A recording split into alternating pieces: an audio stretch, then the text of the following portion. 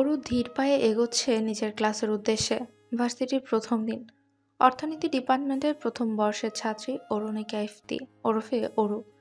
যশোর জেলার মেয়ে সে। বাবা মাকে ছেড়ে প্রথম বাইরে আসা। অবশ্য বিগত 4 দিন অরুর মা ওর সাথেই ছিল। আজকে অরুর সাথে আসার কথা ছিল খাদিজা বেগমের, কিন্তু বাড়িতে হঠাৎ করে ঝামেলা হওয়ায় তার আজ ভোরে বাস ধরে যশোর যেতে হয়েছে। অরুর ক্যাম্পাসে এখনো কোনো বন্ধু বা বান্ধবী হয়নি। সে যে খুব চুপচাপ স্বভাবের মেয়ে তা মোটেও না। নিজের এলাকায় সবচেয়ে দুরন্ত ও চঞ্চল মেয়ে হিসেবে ওকে আখ্যায়িত করা হয়। অবশ্য তাতে ওর বিন্দুমাত্র যায় আসে না। কিন্তু এখানে কার সাথে দুরন্তপনা করবে সে? কাউকে তো সে চেনে না। এই ভেবে অন্যমনস্ক হয়ে হাঁটছিল অরু। হঠাৎই আচমকা কারোর সাথে ঠাস করে গুঁতো খাওয়া হুঁশ ফিরে। সামনে তাকিয়ে দেখে নিচে মেঝেতে একটা মেয়ে পড়ে আছে। তাকে দেখে বোঝা যাচ্ছে না বেকায়দায় ব্যথা পেয়েছে। চোখ মুখ কুঁচকে মাজায় হাত দিয়ে অরুর দিকে তাকালো। অরু একটা ঢোক গিলে বলল, আই অ্যাম সরি, আমি বুঝতে পারি নাই। আমি অ্যাকচুয়ালি কী যে ভাবছিলাম আমি নিজেও জানি না। সরি টরি পরে বলো, আগে আমাকে তোলো। ভীষণ ব্যথা পেয়েছি, এমনিতেই মাঝে ব্যথা, তার উপর তোমার গুঁতো। বলেই আবারও ব্যথায় চেঁচিয়ে উঠল মেয়েটা। অরু আর সময় নষ্ট করলো না। হাত বাড়িয়ে মেয়েটাকে তুলল। মেয়েটা জামা কাপড়ে লেগে থাকা ধুলো ঝেড়ে ফেলে অরুর দিকে তাকিয়ে বলল, একটু এদিক ওদিক দেখে চলতে পারো তো। সরি। সংক্ষেপে শুধু দুঃখিত অনুভূতিটা প্রকাশ করে নিচে তাকালো অরু। ইটস ওকে, আর সরি বলতে হবে না। বাই দ্য ওয়ে, কোন ইয়ার? কৌতূহলী স্বরে প্রশ্ন করল মেয়েটা। First year. আমিও তো। কোন ডিপার্টমেন্ট? ইকোনমি। অরুর মুখে কথা শুনে প্রায় অবাক হয়ে হেসেই ফেলে মেয়েটা। এটাও সেম, আমিও ইকোনমি ডিপার্টমেন্টে। ফারিয়া ইসলাম আয়শা। আর তুমি? আয়েশার কথা শুনে অরুর মনেও একটা প্রশান্তি খেলে গেল।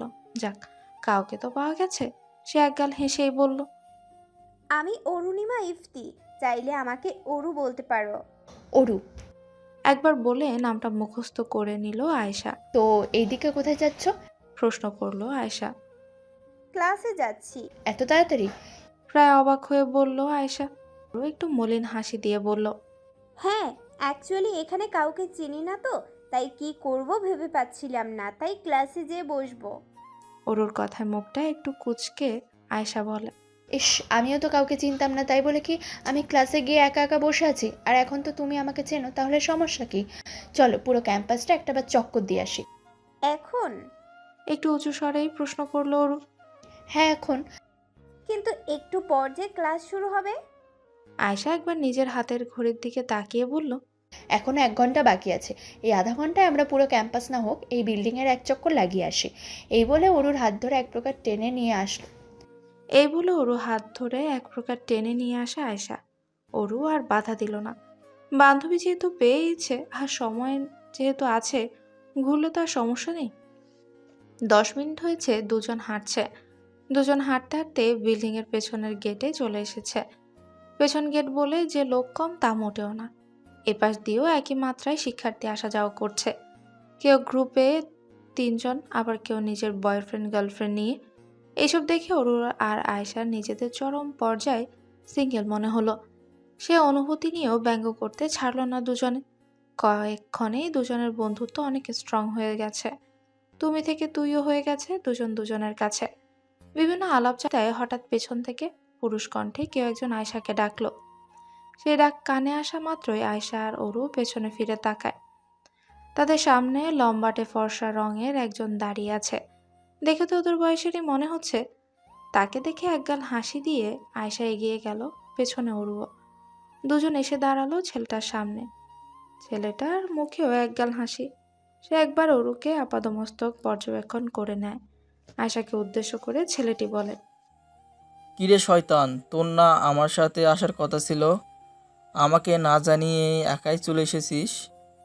সরি রে, আসার তো কথা ছিল, কিন্তু কি করব বল। অফিসে কিছু কাগজপত্র জমা দেওয়ার ছিল, তাই আগে ভাগে এসে সব কাগজপত্র জমা দিয়েছি। কিছু মাইন্ড করিস না রে। কাতর স্বরে বলল আয়েশা। ছেলেটা হেসে বলল, ধুর, এর জন্য আমি রাগ করব? আমার রাগকে কি এতই সস্তা পেয়েছিস তুই? চোখের ইশারায় অরুকে দেখিয়ে প্রশ্ন করে ছেলেটা। আরে ও। অরু আয়েশার কিছুটা দূরে দাঁড়িয়ে ওদের লক্ষ্য করছিল। আয়েশা ওকে নিজের কাছে টেনে বলল, ও হচ্ছে আমার বান্ধবী অরুণিমা ইফতি অরু। আজকে ডিপার্টমেন্টে পরিচয় ধাক্কার মাধ্যমে। বলেই খিলখিল করে হেসে উঠল আয়েশা। হরু মৃদু হাসলো। ছেলেটা ভ্রুজোড়া কুঁচকে তাকালো ওদের দিকে, তারপর বলল, ও বিশাল ঘটনা, তোকে পরে বলবো, আগে পরিচয় হোক। এই বলে ওরুর দিকে ফিরে ছেলেটার উদ্দেশ্যে বলল। আর ও হচ্ছে আমার ছোটবেলার ফ্রেন্ড সিয়াম হোসেন। অরু সিয়ামের দিকে তাকিয়ে মৃদু হেসে বলে, হাই। হ্যালো, তুমি আর মেয়ে পাওনি নিজের বন্ধু করার জন্য, এই পাগলকেই পেলে। আয়শাকে খোঁচা মেরে বলল সিয়াম। সিয়ামের কথায় বিরক্ত হয়ে ওর হাতে একটা ঘুষি মেরে মুখ বাঁকিয়ে বলল, তুই ওর কথায় বিন্দুমাত্র পাত্তা দিবি না, দুনিয়ার সব আলতু ফালতু কথা বলতে পারে ও। হ্যাঁ, এখন তো আমি আলতু ফালতু কথা বলি, তুই তো শুধু শুনে যাস, তাই তো? ঝগড়া করার ভঙ্গিতে আয়শার দিকে এক পা এগিয়ে এসে বলল সিয়াম। আয়শাও ছেড়ে দেওয়ার পাত্রী নয়, সেও এক পা এগিয়ে এসে পায়ের আঙ্গুলে ভর দিয়ে কিঞ্চিত লম্বা হয়ে বলল। শুনি না তো কি করে, সারাক্ষণ শুধু বকবক। আয়শা আর সিয়ামের এক প্রস্থ ঝগড়া বেঁধে যাওয়ার উপক্রম হয়েছে দেখে ওরু তাড়াতাড়ি আয়শাকে সিয়ামের কাছ থেকে সরিয়ে আনার চেষ্টা করে, কিন্তু বৃথা গেল সেই প্রচেষ্টা। দুজনের ঝগড়ার মাঝে সময়ও তরতর করে চলে যাচ্ছে, সেটাও খুব ভালো করে বুঝতে পারলো ওরু। সে একবার নিজের ফোনের দিকে তাকালো। ক্লাস শুরু হতে আর মাত্র 10 মিনিট বাকি। এখান থেকে যেতে যেতেই 10 মিনিট লাগবে। দৌড়ে গেলে স্যারের আগে পৌঁছানো সম্ভব, কিন্তু এদের ঝগড়া। ওরু আগে পিছিয়ে কিছু না ভেবে জোরে এক চিৎকার দিয়ে উঠে। দুজনেই একেবারে থমকে গেল। আশেপাশে সবাই ওদের দিকে তাকিয়ে আছে আর নিজেদের মধ্যে কি সব বলা বলি করছে। ওরু ওসবে পাত্তা না দিয়ে আয়শার হাত টেনে দৌড়াতে শুরু করে। সিয়ামও পেছনে দৌড় দেয়। আয়শা দৌড়াতে দৌড়াতেই বলল, কি হলো, এভাবে দৌড়াচ্ছিস কেন? ঘড়ির দিকে একবার তাকিয়ে দেখলেই তো পারিস। এক প্রকার বিরক্তি কণ্ঠে পেছনে না ফিরেই বলল ওরু। প্রথম দিনই লেট হওয়ার মতো কষ্ট আর কোথাও নেই। আয়শা সিয়াম দুজনই ওই অবস্থায় নিজের ঘড়ির দিকে একবার চায়। চাওয়া মাত্রই চোখ কপালে। সময় কোন ফাঁক দিয়ে কেটে পড়েছে তা বিন্দুমাত্র খেয়াল করেনি ওরা। সময় দেখার পর ওদের পায়ের গতিও বেড়ে গেছে, কিন্তু সমস্যা হচ্ছে বারান্দা ভর্তি মানুষ, এদের সরিয়ে কিভাবে দৌড়ে ক্লাসরুমে যাবে বুঝতে পারছে না। কোনো রকম দৌড়ে এসে পৌঁছেছে 3 জনে। রুমের দরজা। ব্যাপারটা দেখে আঁতকে উঠল ওরু। তার মানে স্যার ভেতরে? কি করবে তারা? প্রথম ক্লাসে অনুপস্থিত হবে? ভয়ে দরজা ঠেলে ভেতরে ঢুকতেও পারছে না। সিয়াম নিজের ঘড়ির দিকে তাকালো। মাত্র 6 মিনিট লেট হয়েছে, এজন্য ভয় পাওয়ার তো কোনো দরকার নেই। সিয়াম দুজনকে পাশে সরিয়ে দরজা নক করে। দরজা হালকা খুলে সামনে থাকা ব্যক্তির উদ্দেশ্যে বলে, স্যার আসবো? সামনে টেবিলের উপর ল্যাপটপের দিকে ঝুঁকে থাকা ব্যক্তিটি ওর দিকে তাকালো, তারপর সোজা হয়ে দাঁড়িয়ে দুহাত ভাঁজ করে বলল, কাম ইন। শান্ত কণ্ঠ, কিন্তু এই শান্ত কণ্ঠ ভয় ঢুকিয়ে দিয়েছে ওর মনে। কথাটা কানে আসতেই হিমশীতল শিহরণ বয়ে গেল ওর শরীরে। সিয়াম তৎপরতায় হুঁশ ফিরে পেল ওরু। মাথা নিচু করে কোনো রকম ভেতরে ঢুকে কোনো এক সিটে বসতে যাবে, তখনই পেছন থেকে সে শান্ত স্থির কণ্ঠে ভেসে আসলো বজ্রের মতো। আদেশ করে বলল। দাঁড়াও। 3জনই আস্তে আস্তে সামনে ফিরে আগের মতো মাথা নিচু করে দাঁড়ালো। তারপর আয়শা কাঁপা কাঁপা গলায় বলল, জি স্যার। স্যার। আয়শা আর সিয়াম প্রায় একসাথেই বলে ওঠে। যে কোনো একজন। শান্ত গলাটা আরো ভারী হয়ে বলে, সামনের ব্যক্তি তুমি বলো। ওরু মাথা নিচু করে দাঁড়িয়েছিল। আয়শা পাশ থেকে হাত দিয়ে হালকাভাবে ধাক্কা দিয়ে বলে, স্যার তোকে বলছে। কথাটা কর্ণপাত হওয়া মাত্রই মাথা উঁচু করে সামনের দিকে তাকালো ওরু। কিছুক্ষণের জন্য সে থমকে দাঁড়িয়ে গেল। ওরুর চোখের দৃষ্টি একদম সামনে থাকা হলুদ রাঙা ফর্সা চেহারার দুটো বাদামি চোখের দৃষ্টিতে আবদ্ধ হলো। ওরুর শরীর দিয়ে পুনরায় হিমশীতল শিহরণ বয়ে গেল। এই কিছুক্ষণের মধ্যেই তার পুরো জগৎটাই যেন থমকে গেছে ওই ব্যক্তির চোখে। নিজেকে সংযত করে সোজা হয়ে দাঁড়ালো ওরু। কি বলবে স্যারের প্রশ্নের উত্তরে বুঝে উঠতে পারছে না সে। ঝগড়া দেখতে যে দেরি হয়ে গেছে বললে তো যা সম্মান আছে তাও থাকবে না। ওরু কিছু ভেবে কাঁপা স্বরে বলে, স্যার অ্যাকচুয়ালি আমরা এসেছিলাম তখন ক্লাস শুরু হয়নি, আধা ঘন্টা বাকি ছিল, তাই একটু আশেপাশে গিয়েছিলাম, তাতেই লেট হয়ে গেছে। কোনো রকম বলেই হাফ ছাড়লো ওরু, সঙ্গে আয়েশা আর সিয়ামও। ক্লাসের প্রত্যেকটা স্টুডেন্ট তাদের দিকে তাকাচ্ছে। ক্লাসের মাঝখানে দাঁড়িয়ে এমন কৈফিয়ত দিতে হবে তা ওর জীবনেও ভাবেনি। তার থেকে বড় কথা, সামনের ব্যক্তি তাকে নিয়ে কি ভাবছে। ওরও এক পলক সামনে থাকা কালো শার্ট পরিহিতা ব্যক্তির দিকে চেয়ে মাথা নিচু করে নেয়। তোমাদের দেওয়া কারণে যুক্তি দিয়ে অনেকভাবে প্রতিবাদ করা যায়, কিন্তু সেটা আমি করব না। প্রথম দিন সবার সমস্যা হতেই পারে, কিন্তু এই সেম মিস্টেক যেন আর দ্বিতীয়বার না হয়। ধারালো কণ্ঠে বলল সামনের ব্যক্তি। তিনজনে একসঙ্গে মাথা নাড়িয়ে সায় দেয় যে এই ভুল আর হবে না। তিনি আরো বলেন, শুধু তোমাদের নয়, এই ক্লাসের প্রত্যেকটা স্টুডেন্টদের উদ্দেশ্যে বলছি, এরকম ভুল যেন না হয়। স্যার বসবো? হঠাৎ আয়শা মুখ ফসকে প্রশ্নটা করে বলে।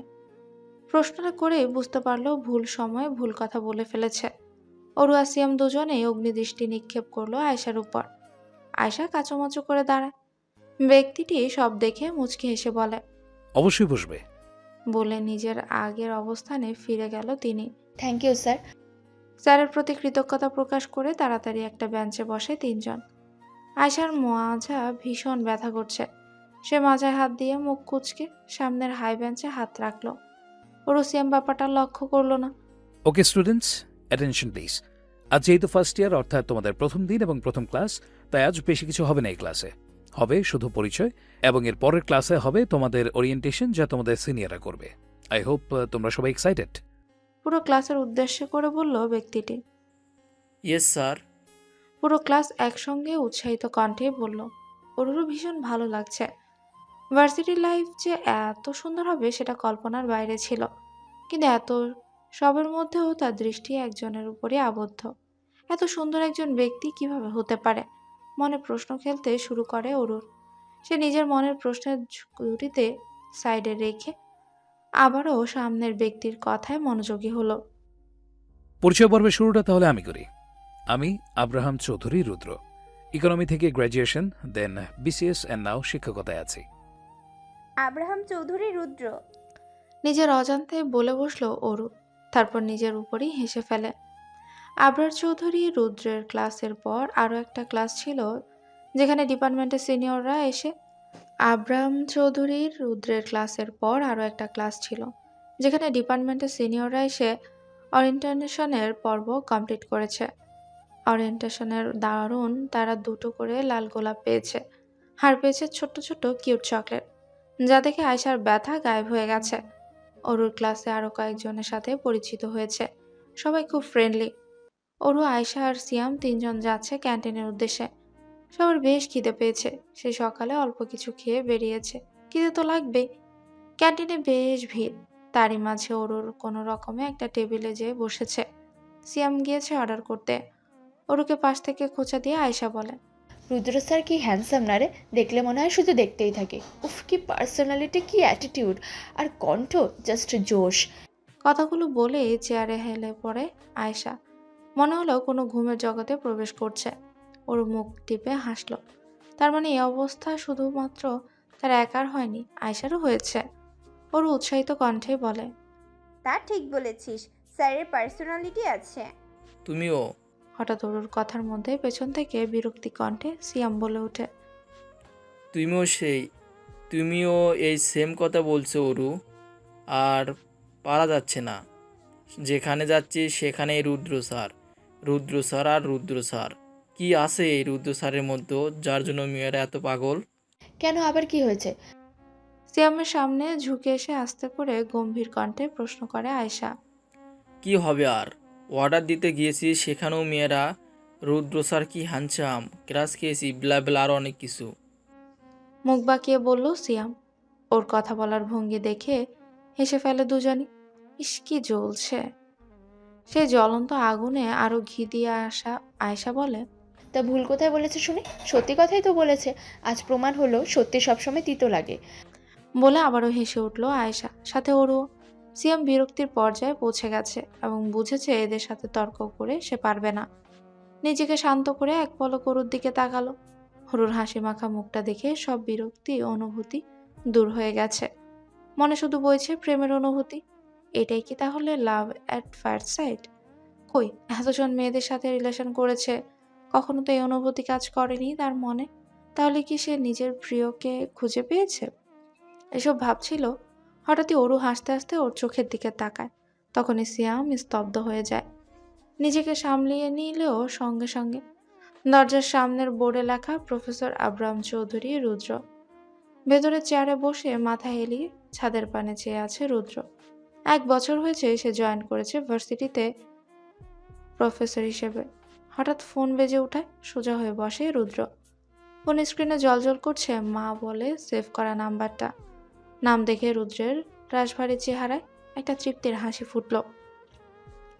নিজের কালো শার্টের হাতা গুটিয়ে কোণে পর্যন্ত ভাঁজ করে কল ধরল।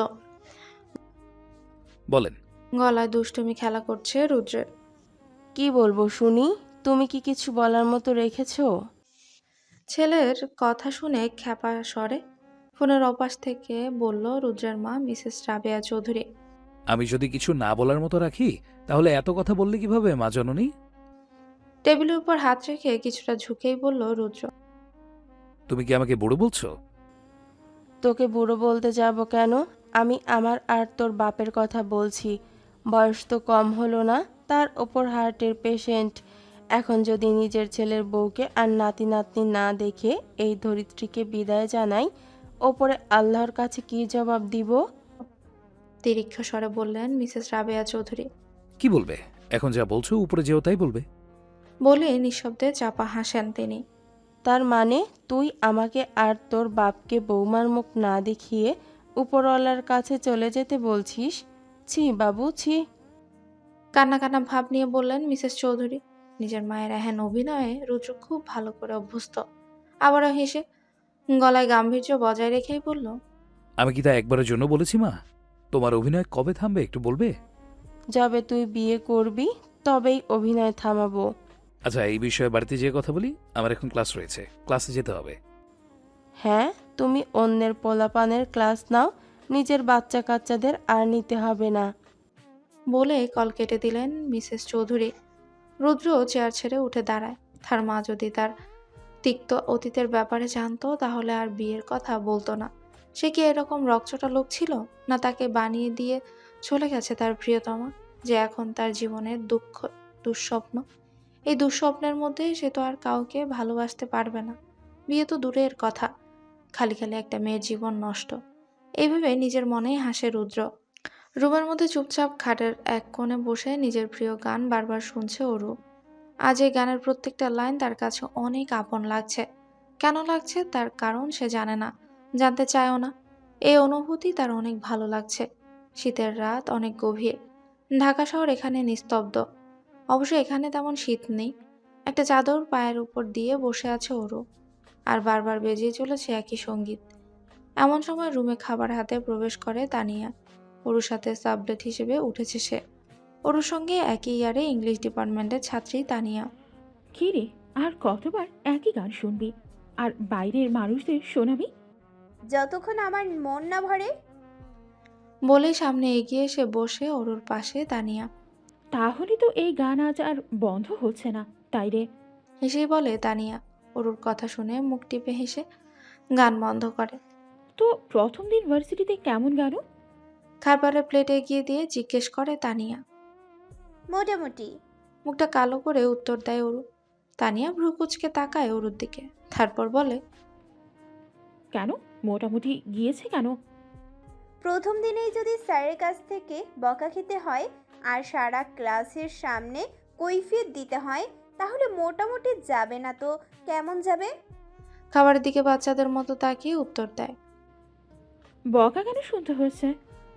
কৌতূহলী চোখে জিজ্ঞাসা করলো তানিয়া। অরু কিছুক্ষণ তাকিয়ে থেকে তাকে সবকিছুই খুলে বলে। অরুর কথা শুনে তানিয়া হাসতে হাসতে মেঝেতে শুয়ে পড়ার উপক্রম। তানিয়া এসে অবস্থা দেখে বিরক্তি চাহনিতে প্রশ্ন করে, এত এত হাসার কি আছে শুনি?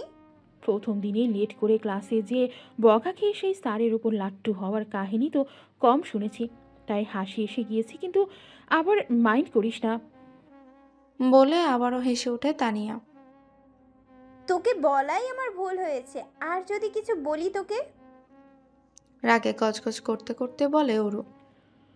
আরে রাগ করিস কেন? সরি, আর হাসবো না, রাগ করিস না প্লিজ। ঠোঁট উল্টে বলে তানিয়া। তানিয়ার এমন মুখ দেখে নিজের রাগ আর পুষে রাখতে পারল না অরু। সেও হেসে ফেলল। ধূসর রঙের দেয়ালের ঘরটায় আলো জ্বলতেই টেবিলে জ্বলন্ত ল্যাম্প লাইটটা, তার সামনে বসে সিগারেটের সুকটান দিচ্ছে রুদ্র। বাড়িতে আসতে না আসতেই রাবেয়া চৌধুরী বিয়ের প্রসঙ্গ তোলায় চরম বিরক্তির পর্যায়ে পৌঁছে গেছে সে। না খেয়ে রুমে এসে বসে রয়েছে রুদ্র। বাড়িতে তাকে বোঝার মতো একজনও নেই। মাথাটাও ধরেছে, এখন যদি একটা হ্যান্ডেজ পাওয়া যেত তাহলে বেশ ভালো হতো। এমন সময় মাথায় কারো হাতের স্পর্শ পেয়ে মুচকি হাসে রুদ্র। চোখ বন্ধ করে ক্লান্ত কণ্ঠে বলে, কিভাবে জানলি আমার মাথা ব্যথা করছে? তুই আমার ভাই, আমি তোকে তোর থেকেও ভালো জানি। তোর আমাকে আলাদা করে কিছু বলতে হবে না, আমি সব বুঝি। নরম স্বরে বলল বিথি। রুদ্র মাথা থেকে বিথির হাত টেনে ধরে চুমু দিয়ে বলল, I love you Api. I also love you ভাই। এখন নিচে চল, কিছু খাবি? বলল বিথি। খিদে নেই আপি। বিথি রুদ্রের সামনে এসে দাঁড়ালে, তারপর মুখে আলতো করে হাত বুলিয়ে বলে, মায়ের কথায় রাগ করিস না। মা তো আর তোর অতীত সম্পর্কে জানে না, কিন্তু আমি জানি তুই কিসের মধ্যে দিয়ে গিয়েছিস। কিন্তু আর কতদিন শুনি, আর কতদিন তুই এক অতীতের জন্য নিজের জীবন নষ্ট করবি? জানি না। জানি না বললে তো হবে না। দেখ, মায়ের তো একজন সঙ্গী দরকার। হ্যাঁ, দরকার আছে বলেই তো আল্লাহ বাবাকে পাঠিয়েছে।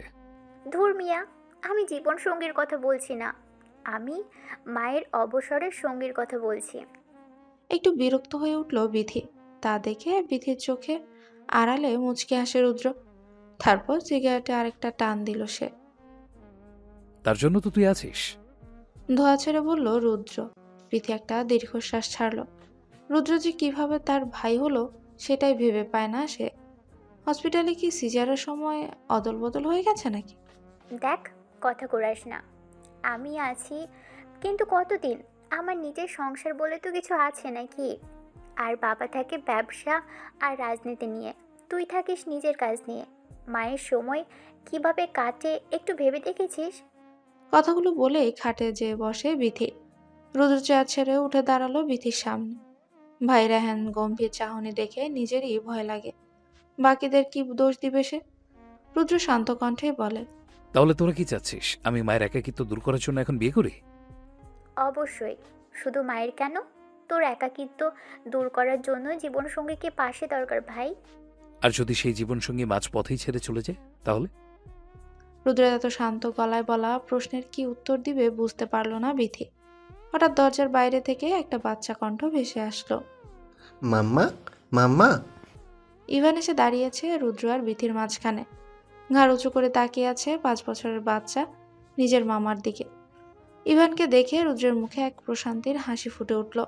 ইভানকে কোলে তুলে রুদ্র বলল, কি হয়েছে বাগ্নে?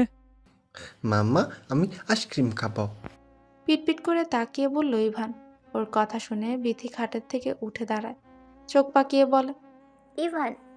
হুঙ্কার দিল বিথি। ইভান একটা ছোট্ট ঢোক গিলে মায়ের দিকে ভয়ার্ত দৃষ্টিতে তাকায়। খেয়েছে। ঘরে এত কম আলোতে মা যে এখানে তা সে মোটেও খেয়াল করেনি। তোমাকে কতবার বলেছি আইসক্রিম খাবে না, তারপরও মামার কাছে এসে আইসক্রিমের বায়না করছো। তোমার না ঠান্ডার সমস্যা? ইস, বকছিস কেন? প্রতিবাদ করে বলল রুদ্র। বাচ্চা মানুষ জেদ করবে, তাই বলে কি এইভাবে বকবি? বলবো না তো কি করব? একটার পর একটা অসুখ বাঁধিয়ে রেখেছে ছেলেটা, বললেও শোনে না। বলেই কানটা ধরে টানে। ইভান সাথে সাথে আহ শব্দ করে নিজের কান মায়ের কাছ থেকে ছাড়িয়ে রুদ্রকে শক্ত করে জড়িয়ে ধরে। এখন একমাত্র মামাই পারে তাকে মায়ের হাত থেকে বাঁচাতে। হয়েছে, আর বকতে হবে না আপি। রুদ্রের ডাকে ইভান মুখ তুলে তাকায়। তার মুখে মায়ের ভয় পুরোপুরি লক্ষণীয়। রুদ্র নিজের হাতের সিগারেটের শেষের অংশটুকু স্ট্রেতে রেখে ভাগ্নের দিকে তাকিয়ে বলে, মা ইজ রাইট। আমরা আইসক্রিম খেতে পারবো না, বাট চকলেট মিল্কশেক তো খেতেই পারবো। মামার কথা শুনে ইভানের মুখ উজ্জ্বল হয়ে ওঠে। সে আনন্দিত স্বরেই রুদ্রকে জড়িয়ে ধরে বলে, I love you mamma, you are the best. আর আমি? অবাক হয়ে প্রশ্ন করল Bithi. You are the angriest mother. খোঁচা মেরে বলল রুদ্র। বিথি কথাটা শুনে মুখ ফুলিয়ে রুদ্রের হাতে আস্তে করে চাপড় মারে। তারপর তিনজনই হেসে ওঠে। ছাদের রেলিংয়ের উপর বসে পূর্ণিমার চাঁদের দিকে এক পলক চেয়ে আছে সিয়াম। আজ যেন তার জীবনের নতুন অধ্যায় খুলেছে। বারবার প্রাণ ভরে শ্বাস নিচ্ছে সে। এই সময় সে আটকে রাখতে চায় না। এখন যদি পাশে ওরু বসে থাকতো তাহলে অনুভূতিটা আরো বেশি ভালো হতো। মেয়েটাকে কি কল করা যায় ভেবে রেলিংয়ের উপর দাঁড়িয়ে প্যান্টের পকেট থেকে ফোনটা বের করে স্ক্রিনের দিকে তাকায়। এখন প্রায় 9:30। ওরু কি ঘুমিয়ে পড়েছে? না, এত তাড়াতাড়ি কিভাবে ঘুমাবে? আর কিছু না ভেবে প্রিয় বলে সদ্য সেভ করা নাম্বারটাতে কল দেয়। বুকের মধ্যে কেমন যেন করছে তার। যদি না ধরে, আর যদি ধরে তাহলে কি বলবে সে? কেন ফোন করেছে? এসব ভাবতে ভাবতে হঠাৎ ফোনের অপর পাশ থেকে মেয়েলি কণ্ঠ ভেসে আসে। হ্যালো। সিয়াম কিছুক্ষণ থমকে দাঁড়িয়ে থাকে, তারপর আমতা আমতা করে বলে, হ্যাঁ, হ্যালো অরু, কেমন আছো?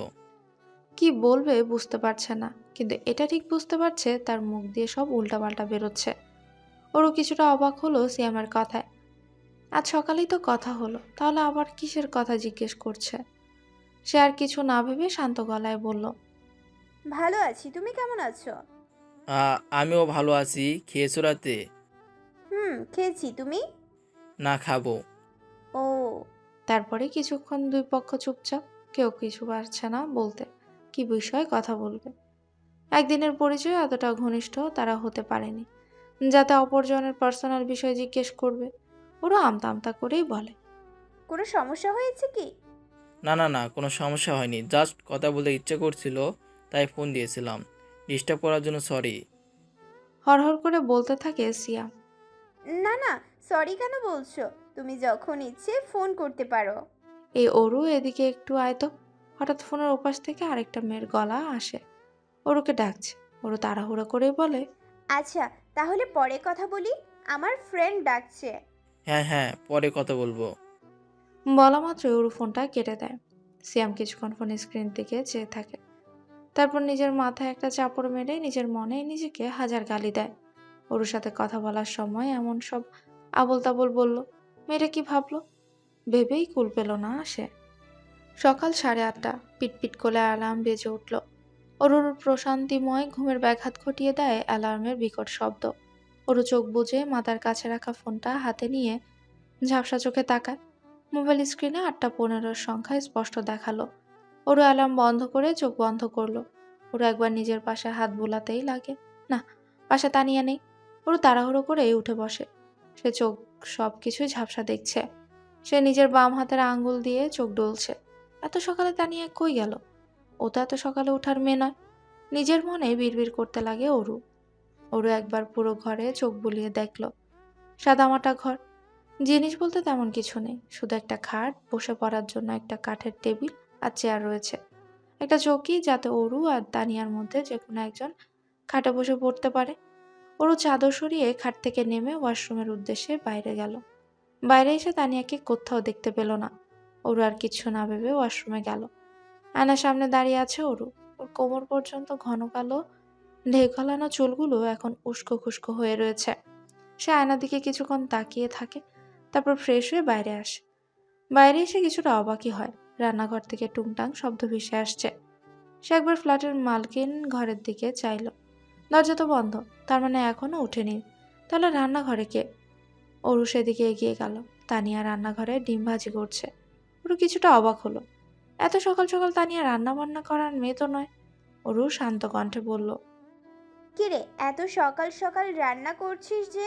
তানিয়া অরুর গলা পেয়ে কিছুটা অবাক হলো। সে ঘাড় ফিরিয়ে পেছনে তাকায়, তারপর হাঁপছাড়া কণ্ঠে বলে, কখন উঠলি? এই তো একটু আগে। তুই আমার প্রশ্নের উত্তর দে।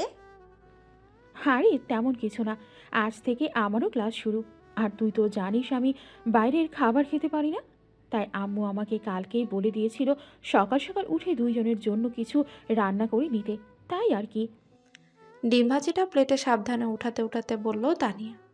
অরু সব কথা শুনে মাথা নাড়িয়ে বলল, তা ভালো করেছিস। আজ তাহলে আর পাউরুটি খেয়ে থাকতে হবে না। তানিয়া অরুর কথা শুনে পেছনে ফিরে মিষ্টি করে হাসে, তারপর তারা লাগিয়ে বলে, তুই দাঁড়িয়ে আছিস কেন? যা রেডি হয়ে নে, ভার্সিটিতে যেতে হবে না? তানিয়ার কথা শুনে অরু কিছুটা অবাক হয়ে বলল, যেতে তো হবে, কিন্তু এখন রেডি হবে কেন? এখন তো সময় আছে। বলেই তানিয়ার দিকে জিজ্ঞাসু দৃষ্টিতে তাকায়। তানিয়া ওর দিকে কড়া চোখে তাকিয়ে বলে, তোমার হাতে সময় আছে, কিন্তু সেটা জানি, কিন্তু ঢাকার জ্যামের কোনো সময় নেই। নয়তো 9টা বাজতে গিয়েছে অফিসের দিন, জ্যাম বাঁধবে ফর শিওর। যে গন্তব্য পৌঁছাতে আধা ঘন্টা লাগার কথা, সেখানে যদি ঢাকার জ্যামে আটকা পড়া হয়, তাহলে সেটা আধা ঘন্টা থেকে 3 ঘন্টা, আর কখনো কখনো আরও বেশি সময় লাগে। সে তুমিও জানো, আমিও জানি। এক নিঃশ্বাসে গড়গড় করে বলল তানিয়া। ওরও আবারও মাথা নাড়ায়। হ্যাঁ, কথায় যুক্তি আছে। তার উপরে সে প্রথম দিনই লেট করেছে, আবার লেট করলে খবর হয়ে যাবে। ওর আর কিচ্ছু না বলে তানিয়ার দিকে একটা মিষ্টি হাসি দিয়ে নিজের ঘরে রেডি হতে চলে যায়। চৌধুরী বিলা। রাবেয়া চৌধুরীর মেজাজ অত্যন্ত বিগড়ে রয়েছে, কারণ এই পরিবারের সবাই, কেউ তার একটা কথাও শোনে না। বিশেষ করে তার ছেলে আবরাম চৌধুরী রুদ্র। এত বড় বাড়ি, সবকিছু তার একারই সামলাতে হয়। মেয়ের দোষ দেওয়াই যায় না। মেয়ে দুদিকে সামলিয়ে আর কত পারবে। ছেলেটা যদি বিয়ে করতো, তাহলে তার আর এত কিছু নিয়ে ভাবতে হতো না। রাবেয়া চৌধুরী উঠে দাঁড়ান। তার চোখে এক যোদ্ধার ন্যায় দৃষ্টি। সে আজ একটা না একটা কিছু করেই ছাড়বে। আসুক রুদ্র একবার। কিন্তু কি বলবে ছেলেকে? পর মুহূর্তে নিরাশ হয়ে আবারও বসে পড়েন চেয়ারে। তার পালস রেট বেড়ে যাচ্ছে। সে বুঝতেই পারছে সে জোরে জোরে নিঃশ্বাস নিচ্ছে। এত উত্তেজিত হওয়া ঠিক হয়নি তার। সে কোনোভাবে বিথি বলে ডাক দেন। বিথি নিচেই ছিল। মায়ের গলার শব্দ পেয়ে দৌড়ে মায়ের কাছে আসে। রাবেয়া চৌধুরী তখনও জোরে জোরে নিঃশ্বাস নিচ্ছেন, কথা বলতে পারছেন না। বিথি রাবেয়া চৌধুরীকে দেখে কিছুক্ষণ স্তব্ধ হয়ে দাঁড়িয়ে থাকলো। বাড়িতেও আর চাকর বাদে কেউ নেই। তানিয়া যা বলেছিল তাই হলো। বিগত 20 মিনিট ধরে জ্যামে আটকা পড়ে রয়েছে তানিয়া আর ওরু। 10 মিনিটের মধ্যে যদি জ্যাম না ছাড়ে, তাহলে আজও লেট হওয়ার সম্ভাবনা আছে। আর যদি রুদ্র স্যারের ক্লাস পড়ে, তাহলে তো কোনো কথাই নেই। ওরু থেকে থেকে শুধু দোয়া দোয়ারুদ পড়ছে, যাতে বাস ছেড়ে দেয়। আর আজ প্রথমে রুদ্র স্যারের ক্লাস না বাদে। তানিয়ার তেমন সমস্যা নেই, ও হাতে বেশ সময় নিয়ে বেরিয়েছে। 1 ঘন্টা লেট হলেও সমস্যা নেই। কিন্তু ওর তো ক্লাস 10টা 15-তে, আর এখন ঘড়িতে বাজে 9টা 10।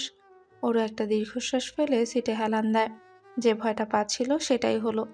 ওর জ্যামের কারণে অলরেডি 10 মিনিট লেট হয়ে গেছে। ইতিমধ্যে আয়শা 4বার ফোন দিয়েছে। প্রত্যেকবার একই প্রশ্ন, কোথায় তুই, এত দেরি কেন হচ্ছে? আর প্রত্যেকবার ওরও একই উত্তর দিয়েছে, জ্যামের কারণে দেরি হয়ে গেছে, আমি এক্ষুনি আসছি। ওরও দৌড়াতে দৌড়াতে কোনো রকম ক্লাসের সামনে যেয়ে দাঁড়ায়। সে হাঁপাচ্ছে রীতিমতো।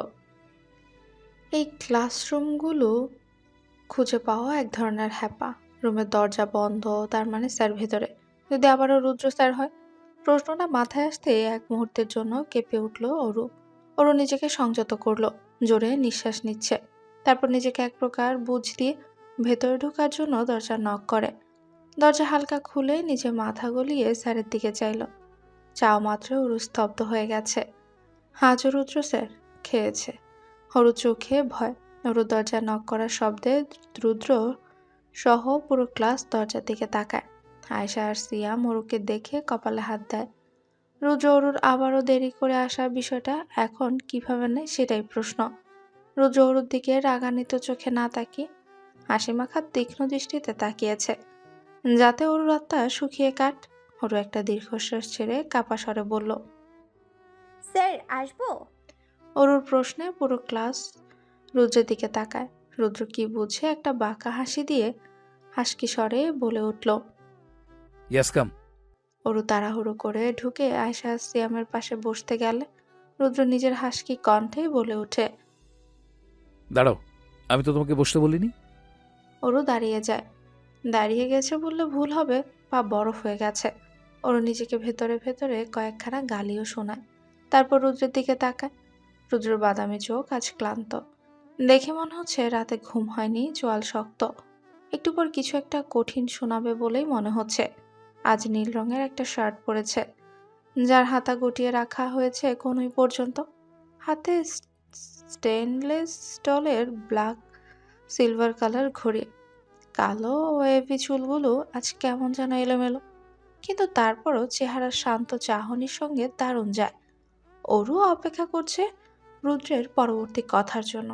তাই হলো, রুদ্র পুরুষালী স্বভাবে কণ্ঠেই বলে উঠল, আজ কেন লেট হলো জানতে পারি? জ্যামের কারণে লেট হয়ে গিয়েছে।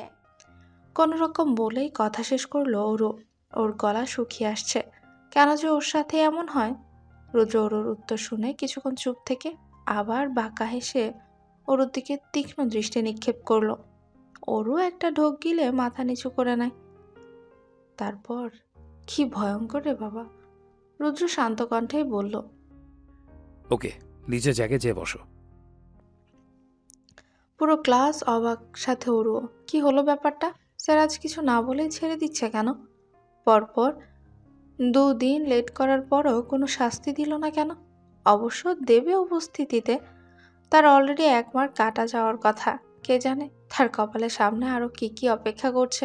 ওর চুপচাপ আয়শার পাশে যে আয়শা আর সিয়াম দুজনই ওর দিকে করুণ দৃষ্টিতে তাকিয়ে আছে। বেচারির জন্য মায়া হলো সিয়ামের, সাথে ভীষণ রাগও আসলো ওই রুদ্র স্যারের উপর। ওকে স্টুডেন্টস, আজ থেকে তোমাদের মেইন ক্লাস শুরু। যেহেতু আজকেও আমার প্রথম ক্লাস, তাই সিআর অফ ক্লাস ঠিক করে দেওয়ার দায়িত্ব আমার। রুদ্রের কণ্ঠ কানে আসতেই ওরু সামনে তাকায়। পুরো ক্লাস মনোযোগ দিয়ে রুদ্রের কথা শুনছে, একমাত্র সিয়াম বাদে। সিয়ামের দৃষ্টি আবদ্ধ ওরুর দিকে। আই হোপ তোমরা সবাই জানো সিআর মানে, আর যারা জানো না তাদের জন্য বলছি। সিআর অর্থ ক্লাস রিপ্রেজেন্টেটিভ, অর্থাৎ পুরো ক্লাসের পক্ষ হয়ে যে বা যারা প্রতিনিধি হবে। সো স্টুডেন্টস, তোমরা কারা কারা সিআর হতে চাও? পুরো ক্লাসের উদ্দেশ্যে প্রশ্ন করলো রুদ্র, কিন্তু তার চোখ আবদ্ধ ওরুর মাথা নিচু করে বেঞ্চের উপর ঠেকানো মাথার উপর। রুদ্র প্রশ্নের উদ্দেশ্যে উত্তর হিসেবে প্রায় পুরো ক্লাস হাত তুলেছে, গুটি কয়েকজন ছাড়া। তারপর ওরু আর সিয়াম একজন, আয়শাও হাত তুলেছে। রুদ্র একটু চাপা হেসে বলল, ওকে স্টুডেন্টস, হাত নামাও। আমি জানি পুরো ক্লাসের কম বেশি সবাই এই পদে আসতে চাও, কিন্তু সবাইকে দিলে তো হবে না। তাই যে কোনো 2 জন, একজন মেয়ে এবং একজন ছেলে। রুদ্রের কথা শুনে পুরো ক্লাসের মধ্যে একটা হইচই পড়ে গেল। রুদ্র সেদিকে খেয়াল দিয়ে বলে ওঠে, সাইলেন্ট, একটাও কথা নয়। আমি ঠিক করব কে হবে সেই 2 জন, এবং এই ইয়ার শেষ হওয়া না পর্যন্ত তারাই থাকবে। নিজের শান্ত গলায় কথাগুলো শেষ করে সামনের দিকে এগিয়ে আসে রুদ্র। আজ প্রথম বেঞ্চে বসেছে ওরা 3 জন। রুদ্র হাত ভাঁজ করে দাঁড়িয়ে হালকা স্বরে বলে, তুমি সামনে bench, red dress. Oru sir তোকে বলছে। আয়শা পাশ থেকে ফিসফিস করে বলল। কথাটা ওরুর কানে যাওয়া মাত্র সোজা হয়ে বসে, কিন্তু রুদ্রের দিকে তাকায় না। রুদ্র ব্যাপারটা দেখে বাঁকা হাসল। তারপর ওরুর একদম সামনে এসে দাঁড়ায়। ওরু তখনও চুপচাপ, দৃষ্টি অন্যদিকে নিক্ষেপ করে রয়। রুদ্র নিজের শান্ত কণ্ঠেই বলে ওঠে, ওঠো। ওরু সাথে সাথে উঠে দাঁড়ায়, মুখ তুলে রুদ্রের দিকেও তাকায়। রুদ্র শান্ত এবং স্থির দৃষ্টিতে তাকিয়ে আছে ওর দিকে, এবং পুরো ক্লাস ওদের দিকেই তাকিয়ে আছে। রুদ্র আবারও বলে ওঠে, তোমার নাম যেন কি? ওরু কিছুক্ষণ চুপ থেকে ম্লান কণ্ঠে বলে, অরুণিমা ইফতি। ছোট্ট করে উত্তর দিয়ে আবার নিচে তাকায় ওরু। কেন যেন আজ ওর কিছুই ভালো লাগছে না। তার পছন্দের রুদ্র স্যার ভালোভাবে কথা বলার পরেও সে সেটা হজম করতে পারছে না। রুদ্র ওর নামটা শুনে মাথাটা হালকা নাড়িয়ে নিজের কণ্ঠেই বলল, so Arunima, you'll be the CR. রুদ্রের দেয়া আদেশ ওরুর কানে আসতে ওরু মাথা তুলে বিস্ফোরিত চোখে তাকায় রুদ্রের মুখের পানে। রুদ্রের মুখে এক তৃপ্তির হাসি, চোখের দৃষ্টি ওরুর উপর। ওরু আমতা আমতা করেই বলল, স্যার আমি আমি হ্যাঁ, তুমি মেয়েদের পক্ষ থেকে এবং ছেলেদের পক্ষ থেকে। বলে পুরো ক্লাসের সবার দিকে একবার চোখ বুলিয়ে একজন ছেলের উপর দৃষ্টি স্থির করলো। তারপর চোখের ইশারায় তাকে উঠে দাঁড়াতে বলা হয়। ওরু সহ পুরো ক্লাস ছেলেটার দিকে তাকায়। ছেলেটা হাসি হাসি মুখে উঠে দাঁড়ায়। রুদ্র তাকে উদ্দেশ্য করে বলে, উৎসাহিত কণ্ঠে প্রায় চেঁচিয়ে উঠল। তার চোখে উৎকণ্ঠা স্পষ্ট। রুদ্র তাকে উদ্দেশ্য করেই বলে, তোমার নাম কি? স্যার, আমার নাম রাশেদ খান। তুমি হবে ছেলেদের পক্ষের সিআর। কথাটা রাশেদের কানে যাওয়া মাত্রই রাশেদ প্রায় লাফিয়ে ওঠে। তার কাণ্ড দেখে পুরো ক্লাস হেসে ফেলে, সাথে ওরুও। রুদ্র তাকিয়ে থাকলো আগের মতোই। রাশেদ নিজেকে শান্ত করে উৎসাহিত কণ্ঠে বলল, ওকে স্যার। রুদ্র ব্যাপারটা বুঝেছে, এমন ভান করে মাথা নাড়ায়। তারপর নিজের জায়গায় ফিরে যাচ্ছিল। তখনই অরু আস্তে করে স্যারকে ডাকে। ইতিমধ্যে ক্লাসে আবারও হইচই পড়ে গেছে। রুদ্র অরুর দিকে তাকায়, তারপর ওর দিকে এগিয়ে এসে জিজ্ঞাসা দৃষ্টিতে তাকায়।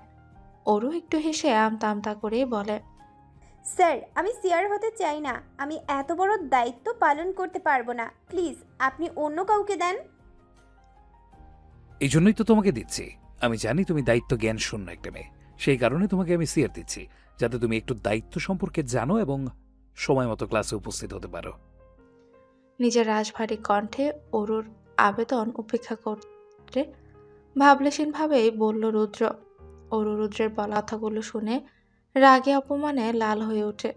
রুদ্র নিজের অবস্থানে প্রস্থান করে। অরু ওর দিকে এক দৃষ্টিতে তাকিয়ে রয়। ক্লাসের বাকিরা রুদ্রের শোনানো কথা না শুনলেও পাশে বসে থাকা আয়েশা আর সিয়ামের কানে কথাগুলো ঠিকই গেছে। সিয়ামের কানে কথাগুলো তীরের মতো লাগলো। অরু বসে পড়ে। আয়েশা পাশ থেকে ওর হাতে কাঁধা সিয়ামের কানে কথাগুলো তীরের মতো লাগলো। অরু বসে পড়ে।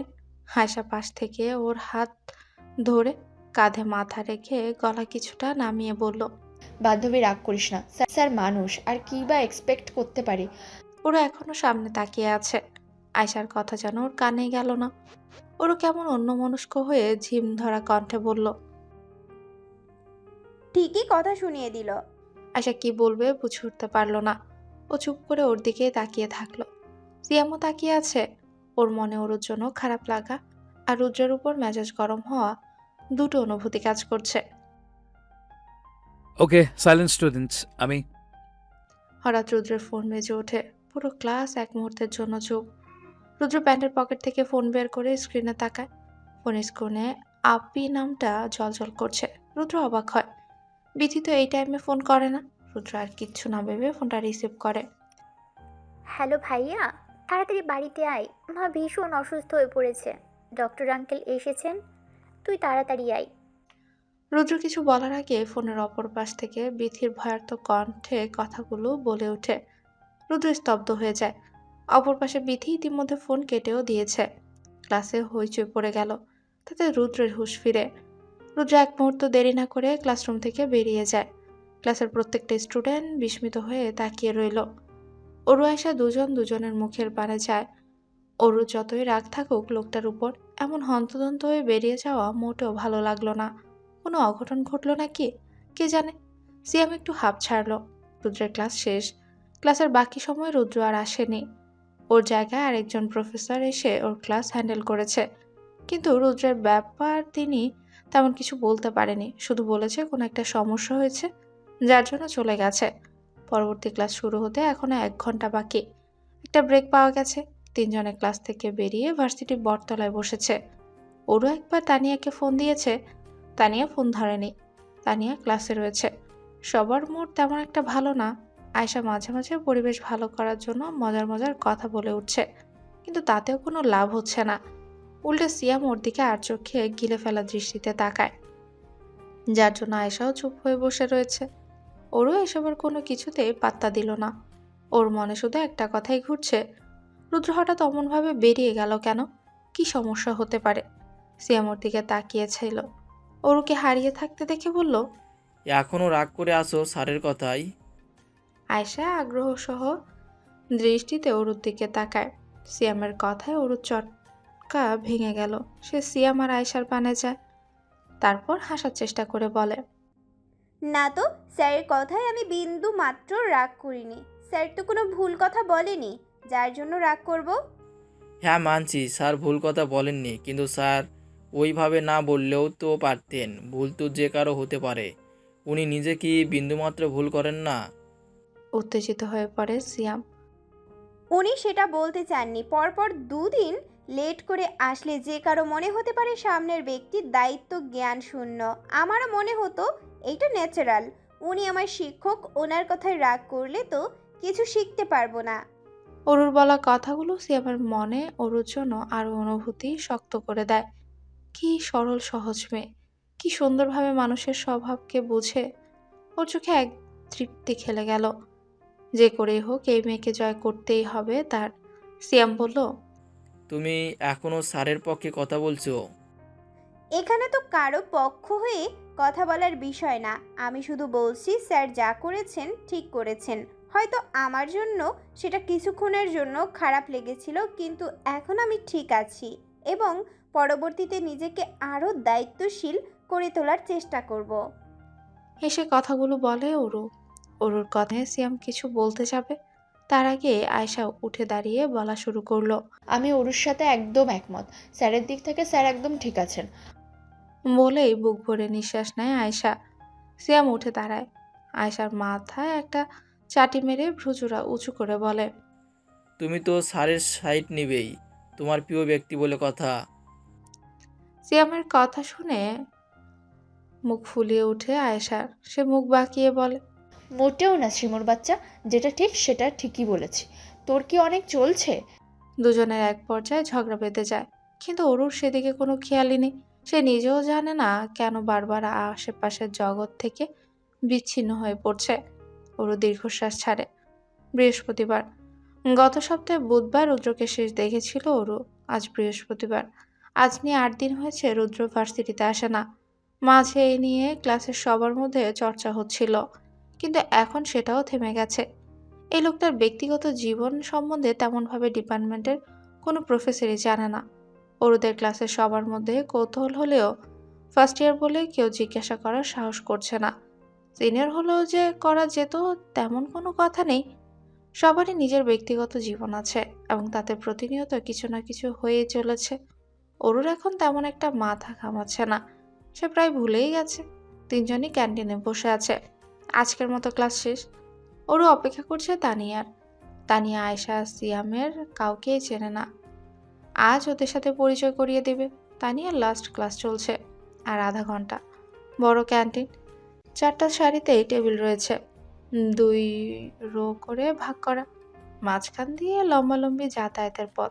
প্রত্যেকটা টেবিলে 4টে করে চেয়ার।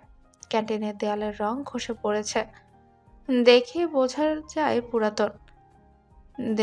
মাথার উপর রয়েছে প্রতিটি টেবিলের একটি করে ফ্যান। শীতের সময় বলে যা এখন বন্ধ রয়েছে। মাঝখানে রয়েছে বড় এলইডি লাইট। আপাতত ক্যান্টিনের 4 দেয়ালে বড় বড় জানলা দিয়ে আসা আলোতে সবকিছু স্পষ্ট দেখা যায়, যার জন্য লাইট বন্ধ।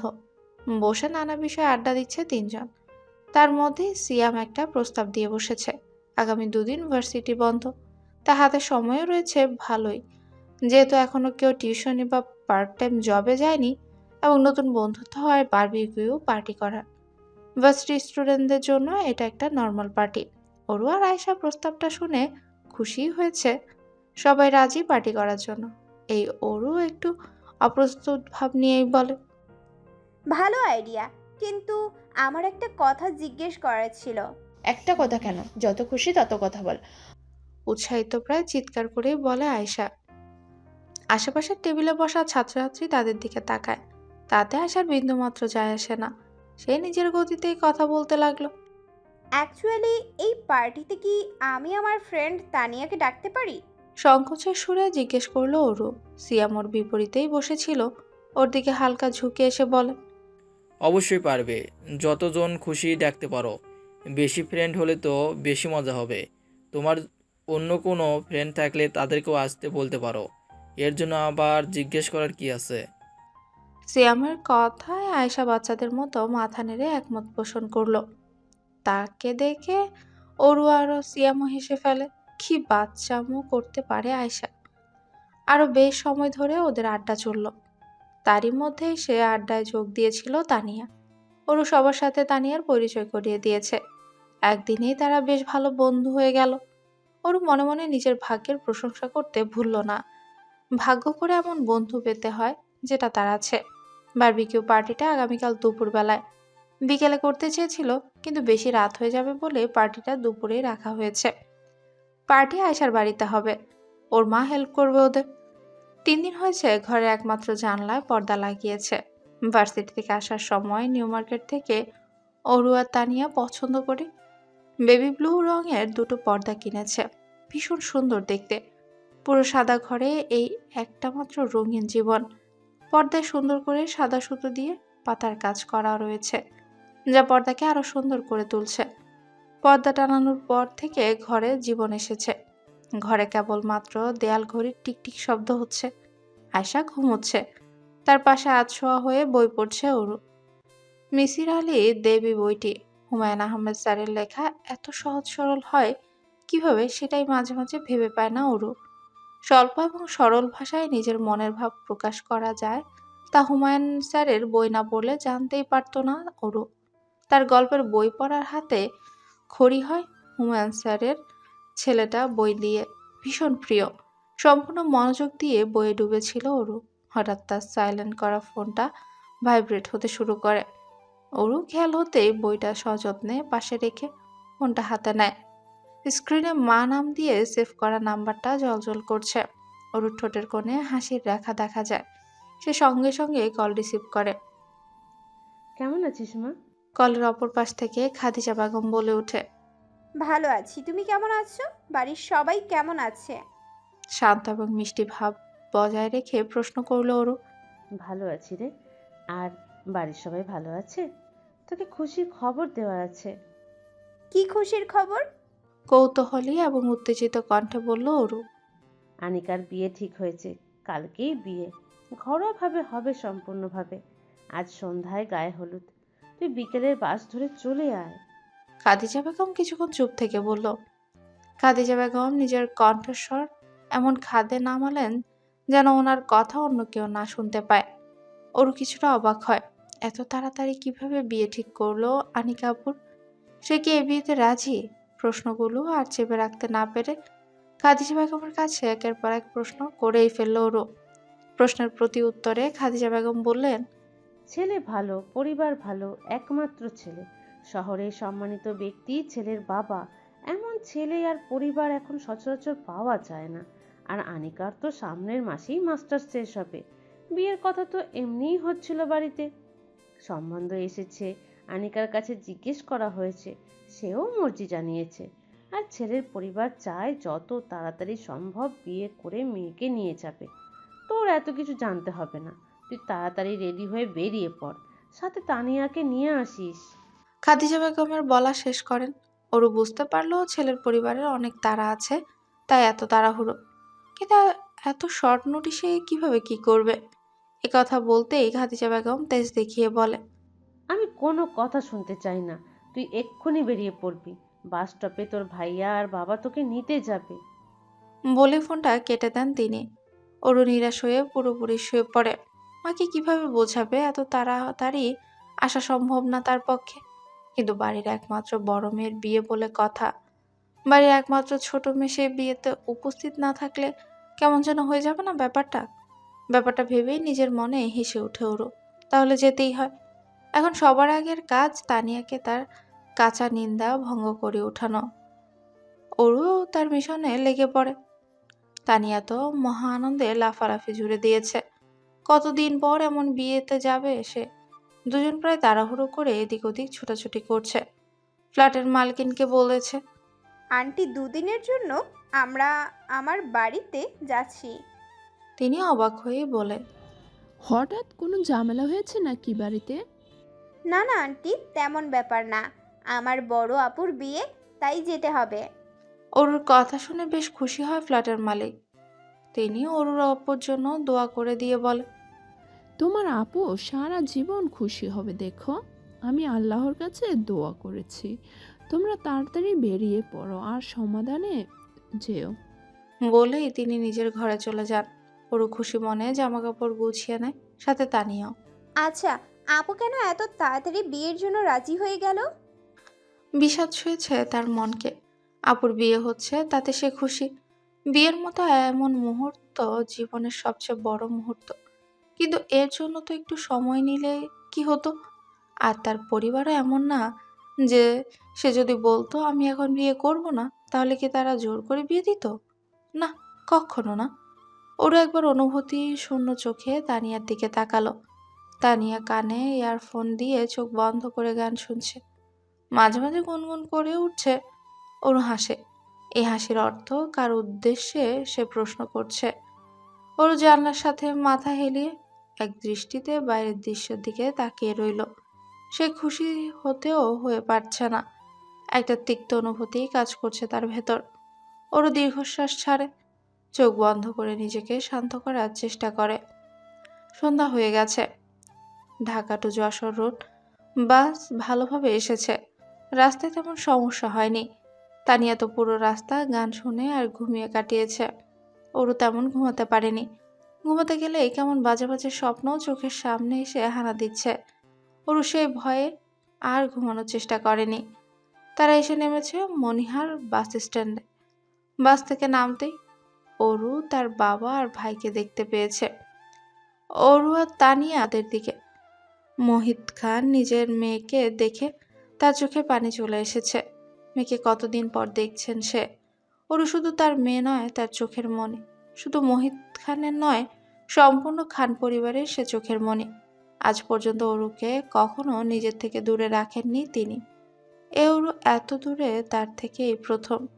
অরু মোহিত সাহেবের মেয়ে দেখে হাসি মুখে ওকে জড়িয়ে ধরল। তানিয়া সালাম দিয়ে পাশে দাঁড়িয়ে আছে। বাপ মেয়ের এমন ভাব তানিয়া যেমন খুশি হয়, তেমন মনে মনে ভেঙেও পড়ে। তার বাবাও তো তাকে এমনভাবে আদর যত্ন করত। তার বাবা হার্টের সমস্যা ছিল। 3 মাস আগে অপারেশন করার কথা ছিল। ডাক্তার বলেছে হাতে তেমন সময় নেই, যত তাড়াতাড়ি সম্ভব অপারেশন করাতে হবে। সব ব্যবস্থাও হয়ে গেছিল, কিন্তু অপারেশনের ঠিক 2 দিন আগেই হঠাৎ রাতে অসুস্থ হয়ে পড়ে তানিয়ার বাবা। অ্যাম্বুলেন্স আসার আগেই সব শেষ। সেদিন একদম স্তব্ধ হয়ে গেছিল তানিয়া। এক ফোঁটা পানিও চোখ থেকে বের হয়নি। তার মনে হচ্ছিল বাবা তো আছে, পরশু তার অপারেশন, তারপর সব ঠিক হয়ে যাবে। যা হচ্ছে সব দুঃস্বপ্ন, ঘুম ভাঙলেই বাবাকে দেখতে পাবে সে। নিজের অজান্তেই এক ফোঁটা পানি গড়িয়ে পড়ে তানিয়ার চোখের কোণ দিয়ে। তানিয়া সাথে সাথে মুছে নেয়, মুখে মিষ্টি হাসি বজায় রাখে। ওরু হাস্যোজ্জ্বল মুখ নিয়ে মোহিত সাহেবের দিকে তাকায়। মোহিত সাহেব মেয়ের মাথায় হাত বুলিয়ে নিজের রাশভারী চেহারার নম্রতা নিয়ে এসে বলে, কেমন আছিস মা? ভালো আছি বাবা, তুমি কেমন আছো? নিজের মিষ্টি কণ্ঠে প্রশ্ন অরুর। ভালো আছি মা। বলেই মিষ্টি হাসি উপহার দিল মোহিত সাহেব।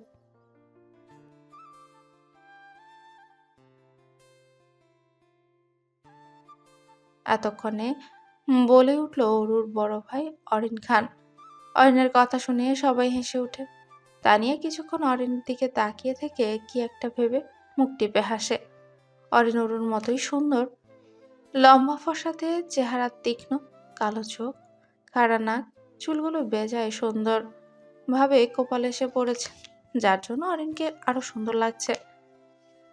অরু অরিনের দিকে তাকিয়ে জোরে জোরে হাসে, তারপর ভাইয়ের হাত ধরে বলে, অবশ্যই, তুই তো পাওয়ার ছেলে, তুই জানিস না?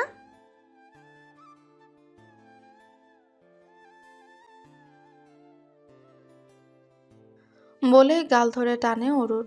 অরু নিজের গালের থেকে অরিনের হাত সরিয়ে বলে, শয়তান, তুই কখনোই ঠিক হবি না। বলে আবারও অরুর চুলগুলো এলোমেলো করে দেয়। অরু বিরক্ত মুখ নিয়ে অরিনের দিকে তাকায়। দুজনের মাঝে প্রায় হাতাহাতি হওয়ার উপক্রম। মোহিত সাহেব দুজনকে থামিয়ে বাড়ির দিকে নিয়ে গেল। গাড়িতে উঠতে উঠতে অরু তানিয়ার সাথে দুজনে পরিচয় করিয়ে দেয়। মোহিত সাহেবের সাথে ভালো সখ্যতা গড়ে উঠেছে তানিয়ার, কিন্তু এ বেলায় অরিন তেমন কথা বলল না। তানিয়া মনে মনে অরিনকে গুরু গম্ভীর বলল। অরিন অরুর কথা ছাড়া আর কারো কথাই রিয়েক্ট করছিল না, বরং মোহিত সাহেবের কথায়ও না। বাবা, আপুর বিয়ে এত তাড়াহুড়ো করে দিচ্ছ কেন?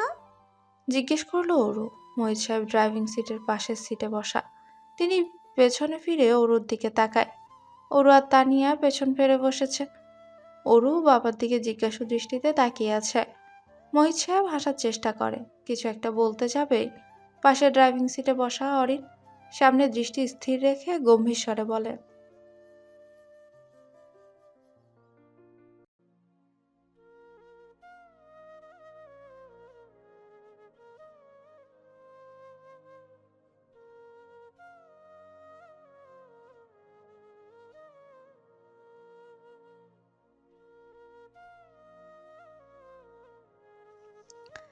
তিরস্কারের স্বরে বলল অরিন। অরু ভালোই বুঝতে পারলো অরিনের বিয়েতে মোটেও খুশি না। মোহিত সাহেব ছেলেকে শান্ত করার জন্যই বললেন, আরিন, এত রাগ করিস না। ছেলে তো ভালো, তাতেই হবে। কিন্তু ভালো পাওয়ার জন্য তাড়াহুড়ো করলে সমস্যা নেই। বাবার প্রতি উত্তরে কিছু একটা বলতে যাবে অরিন, তার আগে মোহিত হাতের ইশারায় চুপ করতে বলে, সাবধানে চালাতে বললেন। অরিন মুখে বিরক্তি ভাব নিয়ে গাড়ি চালাতে মনোযোগ হয়। অরু বাবার কথায় একমত হয়ে মাথা নাড়ায়, তারপর জিজ্ঞাসু কণ্ঠে প্রশ্ন করে। বাবা দুলাভাইয়ের নাম কি? মেয়ের মুখে এমন প্রশ্ন শুনে কিছুটা অবাক হয় মোহিত সাহেব। তিনি বিস্মিত দৃষ্টিতে পেছনে তাকিয়ে বলেন, তোর মা তোকে ছেলের ব্যাপারে কিছু বলেনি? না। সাথে সাথে জবাব দিল অরু। মোহিত সাহেব হাল ছাড়ার ভাঙ্গিতে বলে, তোর মায়ের দ্বারা কিচ্ছু হবে না। আমি বলেছিলাম তোকে ফোনেই সব বলতে, তা তো আর করিনি। যাই হোক, তোর দুলাভাইয়ের নাম আব্রাহাম চৌধুরী রুদ্র। তোর তো চেনার কথা, তোর ডিপার্টমেন্টের প্রফেসর তো। বাবার মুখে পরিচিত নামটা শুনে কিছুক্ষণের জন্য থমকে গেল অরু। তানিয়া নামটা জানে এবং নামটার সাথে অরুর অনুভূতির কথাও সে জানে। তানিয়া বিস্মিত দৃষ্টিতে অরুর দিকে তাকিয়ে কিছু একটা বলতে যাবে, অরু বুঝতে পেরে ওর হাত খপ করে ধরে চুপ থাকার ইশারা দেয়। তানিয়া চুপ হয়ে যায়, কিন্তু ওর ভেতরের কৌতূহলী চাহনিটা একবারের জন্য মিটে গেল না। অরিন গাড়ির রিয়ার ভিউ মিররে অরুর চেহারা দেখে জিজ্ঞাসু দৃষ্টিতে চোখ সামনে রেখেই বলল,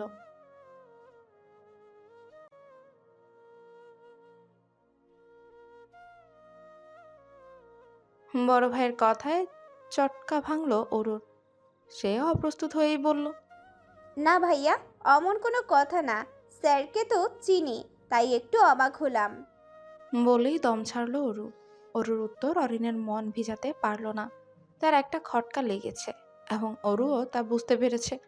এই এক ঝামেলা, অরিনের থেকে কিছু লুকানো যায় না। সে মানুষের চেহারা দেখে বুঝতে পারে মানুষের ভেতরের অনুভূতিটা। অরিন কি তারও মনের কথা বুঝতে পেরেছে?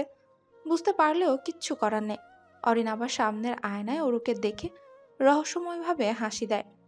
তানিয়ার দৃষ্টি সেদিকেই ছিল। ও কিছুটা অবাক হলো, অরুকে বলবে কিনা ভাবল। অরু জানলার কাজ হালকা নিচে নামিয়ে দিয়েছে, তার দৃষ্টি বাইরে স্থির। বাইরের বাতাস অরুর সিল্কি চুলগুলো এলোমেলোভাবে উড়িয়ে দিচ্ছে। তার চোখের কোণে পানি এসে জমা হয়েছে। হয়তো এ কারণে তার বিয়েতে আসতে এত খারাপ লাগছিল। মন তাকে আগেভাগে ইশারা দিচ্ছিল, কিন্তু অরু তার বুঝে উঠতে অক্ষম হয়েছে।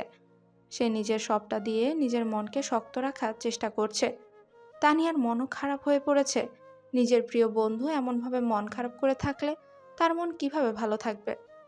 গাড়ি এসে থেমেছে খানবাড়ির সামনে। এই এলাকার সবচেয়ে সম্মানিত পরিবার এই খান পরিবার।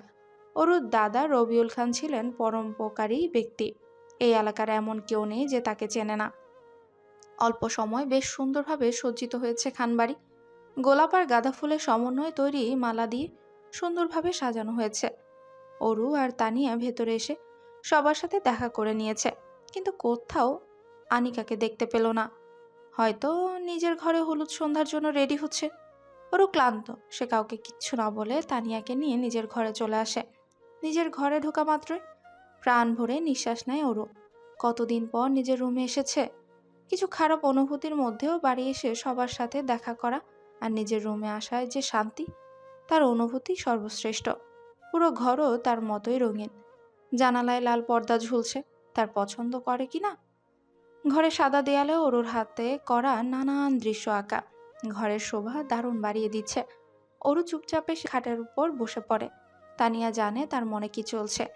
তানিয়া কিচ্ছু না বলে অরুর পাশে এসে বসে। অরুর কাঁধে হাত দিয়ে বলে, খারাপ লাগছে? কথাটা শুনে অরুর মুখে একটা তৃপ্তির হাসি ফুটল। তানিয়া অবাক হয়ে চেয়ে থাকলো। দুই ভাই বোন ভীষণ অদ্ভুত, এদের মাথায় কি চলে বোঝা দেয়। অরু উত্তর দিল না। সে জোরে নিঃশ্বাস নিয়ে তানিয়ার দিকে তাকিয়ে বলল, এইসব নিয়ে চিন্তা করা ভুলে যা। আব্রাহাম চৌধুরী রুদ্র এই নামের ব্যক্তি আমার জীবনে শুধুমাত্র আমার প্রফেসর হিসেবে আছে, আর কোনো রকম অনুভূতি নেই, ঠিক আছে? অরুর কণ্ঠে কেমন একটা প্রভাব এসেছে। তানিয়া এক দৃষ্টিতে তাকিয়ে থাকলো অরুর দিকে। অরুর চোখের দৃষ্টি তীক্ষ্ণ। তানিয়ার এই দৃষ্টি অগ্রাহ্য করার সাহস নেই। সে ঢোক গিলে মাথা নাড়ায়। অরু হাসে, তারপর বলে, চল, রেডি হতে হবে, একটু পরে ছাদে অনুষ্ঠান শুরু হবে। বলেই অরু উঠে দাঁড়ালো। তানিয়া বসে অরুর দিকে তাকিয়ে থাকলো। অরু যে এমন শক্ত মেয়ে সে জানতো না। তানিয়া মুখে হাসির রেখা নিয়ে এসেছে। সে মাথা নাড়িয়ে বলে, আচ্ছা, তুই রেডি হয়ে যা, রেডি হয়ে নে। আমি আবার আগে ব্যাগের থেকে জামা বের করতে লাগি। অরুও মাথা নাড়িয়ে নিজের আলমারির কাছে যায়। সে ঢাকা থেকে তেমন জামা কাপড় আনেনি। তার সুন্দর সুন্দর জামা শাড়ি সব বাড়িতে রেখে গেছে। সেখান থেকে হলুদ রঙের একটা কুর্তি পছন্দ করে নেয়, সাথে সাদা ওড়না আর জিন্স প্যান্ট। সে জামা নিয়ে ওয়াশরুমের উদ্দেশ্যে যায়। যাওয়ার আগে তানিয়াকে একটা ফ্লাইং কিস উপহার দিয়ে গেছে। সেটা দেখে তানিয়া লজ্জা পেয়েছে, এমন ভান করে খাটের উপরে গড়াগড়ি খেতে লাগলো। বিশাল 3 তলা বাড়ি। ছাদের রেলিংয়ের সামনে সুন্দর সুন্দর ফুল দিয়ে নার্সারি বানানো। সিঁড়িঘরের পাশেই রয়েছে একটা ছোট্ট চিলে কোঠা ঘর, যেখানে একটা সময় অরু, আনিকা আর বাড়ির মহিলারা মিলে আড্ডা দিত। এখন অবশ্য তা হয় না। অরু চলে যাওয়ার পর তো আরই হয় না। ছাদের মাঝখানে সুন্দর করে ডেকোরেট করা হয়েছে একটা মঞ্চ, যেখানে রয়েছে কন্যার বসার জন্য সোফা, আর তার সামনে সুন্দর করে সাজানো টেবিল। ওর উপরে রয়েছে নানান তত্ত্ব। অরু আর তানিয়া ছাদের এক সাইডেই দাঁড়িয়ে আছে। আনিকা এখনো আসেনি। তানিয়া নিজের আর অরুর ছবি তুলছে। অরুর মন নেই ছবি তোলার মতো, কিন্তু তানিয়াকে নিয়ে এসে এখন নিজেই মনমরা হয়ে বসে থাকলে ব্যাপারটা কেমন না? নিজের সবটুকু দিয়ে হাসার চেষ্টা করছে অরু। চৌধুরী বিলা, মা প্লিজ তুমি হাইপার হয়েও না। ও গায়ে হলুদের অনুষ্ঠান করতে না চাইলে জোর করব না। রাবেয়া চৌধুরী মেয়ের কথা শুনে তেলে বেগুনে জ্বলে উঠল। তারপর কড়া গলায় বললেন, তুই আর তোর বাপ রুদ্রকে মাথায় চড়িয়েছিস বলেই আজ এত তেজি হয়েছে। কারো কোনো কথা শোনে না। এত আমি অসুস্থ না হতাম তাহলে কি সে বিয়ে করতে রাজি হতো? জীবনেও না। এখন যেহেতু বিয়েতে রাজি হয়েছে, তাহলে সব রিচুয়াল মেনে করলেই হয়। বউয়ের খোঁচামারা কথায় আদনান চৌধুরী একটু হেলে দুলে বসলেন। তারপর বললেন, আমার ছেলের মধ্যে ডিএনএ শুধু আমার দৌড়াচ্ছে না, তোমার ডিএনএও দৌড়াচ্ছে। তাই শুধু আমাকে দোষ দিলে হবে না রাবেয়া। কি বললে তুমি? চেঁচিয়ে উঠল রাবেয়া চৌধুরী। বাবা বলেছে আমার মধ্যে তোমার ডিএনএও দৌড়াচ্ছে, তাই একা বাবাকে দোষ দেওয়া বন্ধ করো। রাবেয়া চৌধুরী, আদনান চৌধুরী আর বিথি লিভিং এরিয়ায় সোফায় বসেছিল। হঠাৎ পেছন থেকে রুদ্রের গলা ভেসে আসতেই তিনজনে একসাথে চমকে ওঠে। তিনজন ভয়ার্ত দৃষ্টিতে পেছনে ফিরে তাকায়। সিঁড়িতে দাঁড়িয়ে আছে রুদ্র। মুখের চাহনি কঠিন, চোখ লাল, ফর্সা চেহারায় লালচে আভা সম্পূর্ণ স্পষ্ট। বিথি ঢোক গিলল। বাড়িতে একটা তুলকালাম হতে চলেছে, সে ভালোই আন্দাজ করতে পারছে। রুদ্র নিচে এসেছে, তিনজনের সামনেই দাঁড়ায়। রুদ্র নিজের কাঠ গলায় বলে ওঠে, আমার কি কি করতে হবে একটু বলবে? একটা কাজ করো, আমাকে একটা লিস্ট ধরিয়ে দাও, আমি সেই হিসেবে চলবো। রুদ্রের গলায় তীরে স্পষ্ট। রাবেয়া চৌধুরী কি বলবেন বুঝতে পারছেন না। তিনি কিছুক্ষণ ছেলের দিকে তাকিয়ে থেকে উঠে দাঁড়িয়ে রুদ্রের দিকে এগিয়ে আসে। তারপর মুখে নিজের মমতার হাত বুলিয়ে দিয়ে ভেজা কণ্ঠে বলেন, আমি জানি তুই এই বিয়ে আমার জন্য করছিস, তোর এই বিয়েতে কোনো মত নেই, কিন্তু যেহেতু করছিস তাহলে সম্পূর্ণ নিয়ম মেনে করলে পরবর্তী জীবন ভালো যাবে। তোর চিন্তায় আমি এইসব করছি। মা প্লিজ, আর কোনো রকমের ব্ল্যাকমেল করো না। বিয়ে করছি তাই অনেক। পরবর্তী জীবন কেমন কাটবে সেটা আমার দেখার বিষয় না, সেটা তোমার আর তোমার সকল বৌমা বুঝবে। কাটকাট গলায় বলেই কথাগুলো কাটকাট গলায় কথাগুলো বললেন। রাবেয়া চৌধুরীর চোখের কোণে পানি জমা হয়। ছেলে যতই রাগ করুক, কিন্তু আজ পর্যন্ত এমনভাবে কথা বলেনি। সে ভালোই বুঝতে পারছে এই বিয়ের ফল ভালো হতে চলেছে না। ছেলে হয়তো তার থেকে অনেক দূরে সরে যাবে, কিন্তু মনের কোথাও যেন একটু আশা আছে যে আসবে সে তার ছেলেকে ভালোবাসা দিয়ে ভরিয়ে দিবে, যার জন্য তার এত কিছু। সকাল 7:30 বিয়ে বাড়ি, তাই সবাই তাড়াতাড়ি উঠে হাতে হাতে কাজ করছে। অরুর ঘুম ভেঙে গেছে। ছোট্ট করে আয়োজন করলেও কালকে অনেক দেরি করে গায়ে হলুদের অনুষ্ঠান শেষ হয়েছে, যার জন্য অরুর মাথা ভারী হয়ে রয়েছে। তার এখন 1 কাপ কড়া চা বা কফি লাগবে। সে অবশ্য সচরাচর চা বা কফি খায় না, বাধ্য হয়ে মাঝে মধ্যে খেতে হয়। আজও মনে হচ্ছে খেতে হবে, কিন্তু নিচে যেয়ে যে চা চাইলে প্রথমে 1000টা প্রশ্নের সম্মুখীন হতে হবে এবং শেষে পেট ভরে নাস্তা করিয়ে তারপর চা দিবে, সেটা সে জানে। কিন্তু তার তো এখন কিচ্ছু খাওয়ার বিন্দুমাত্র ইচ্ছে নেই।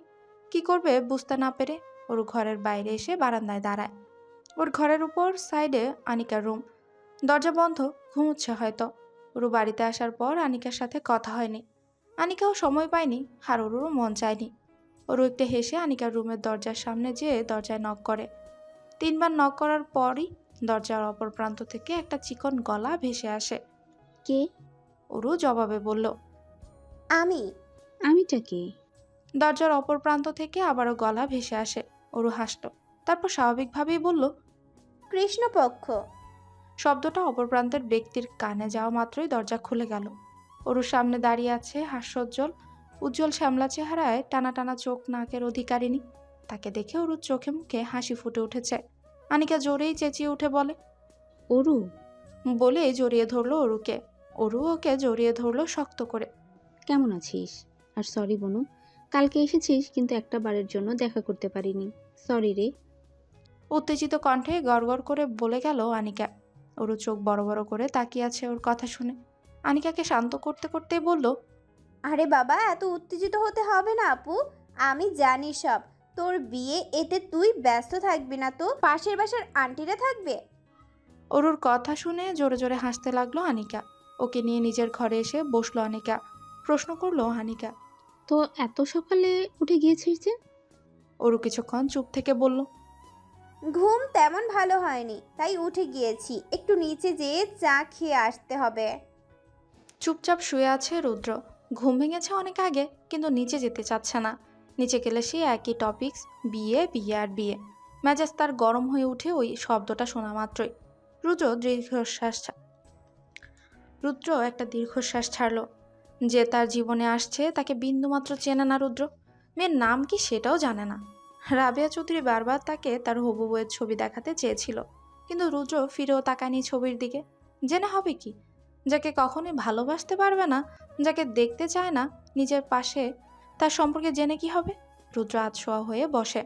বেডসাইড টেবিলে তার সিগারেটের প্যাকেট আর লাইটার রাখা আছে। প্যাকেট থেকে একটা সিগারেট বের করে লাইটার দিয়ে জ্বালিয়ে তাতে শুকতান দিল। সিগারেটটাই তার জীবনসঙ্গী। হঠাৎ তার মনে পড়ল ঠিক 4 বছর আগে যাকে রুদ্র নিজের সবটুকু দিয়েও ভালোবেসেছিল, তার ছেড়ে যাওয়া এবং উপহারস্বরূপ দিয়ে গিয়েছিল এই নতুন সঙ্গী। রুদ্র হাসল। অতীত কতটা তিক্ত হলে তার স্বাদ ভোলা যায় না, তা রুদ্র খুব ভালো করেই জানে।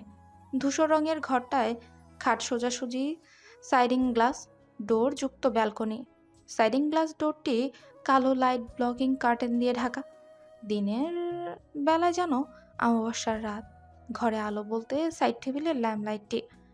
রুদ্র এখনো আগের মতো আধশোয়া হয়ে বসে আছে। 2টো সিগারেট শেষ করেছে রুদ্র। 3য় সিগারেটটা মুখে নিয়েছে। এমন সময় রুদ্রের ফোনটা ভাইব্রেট হতে লাগে। সিগারেট মুখ থেকে সরিয়ে ফোনটা হাতে নেয়। আননোন নম্বর। রুদ্র অবাক হলো না।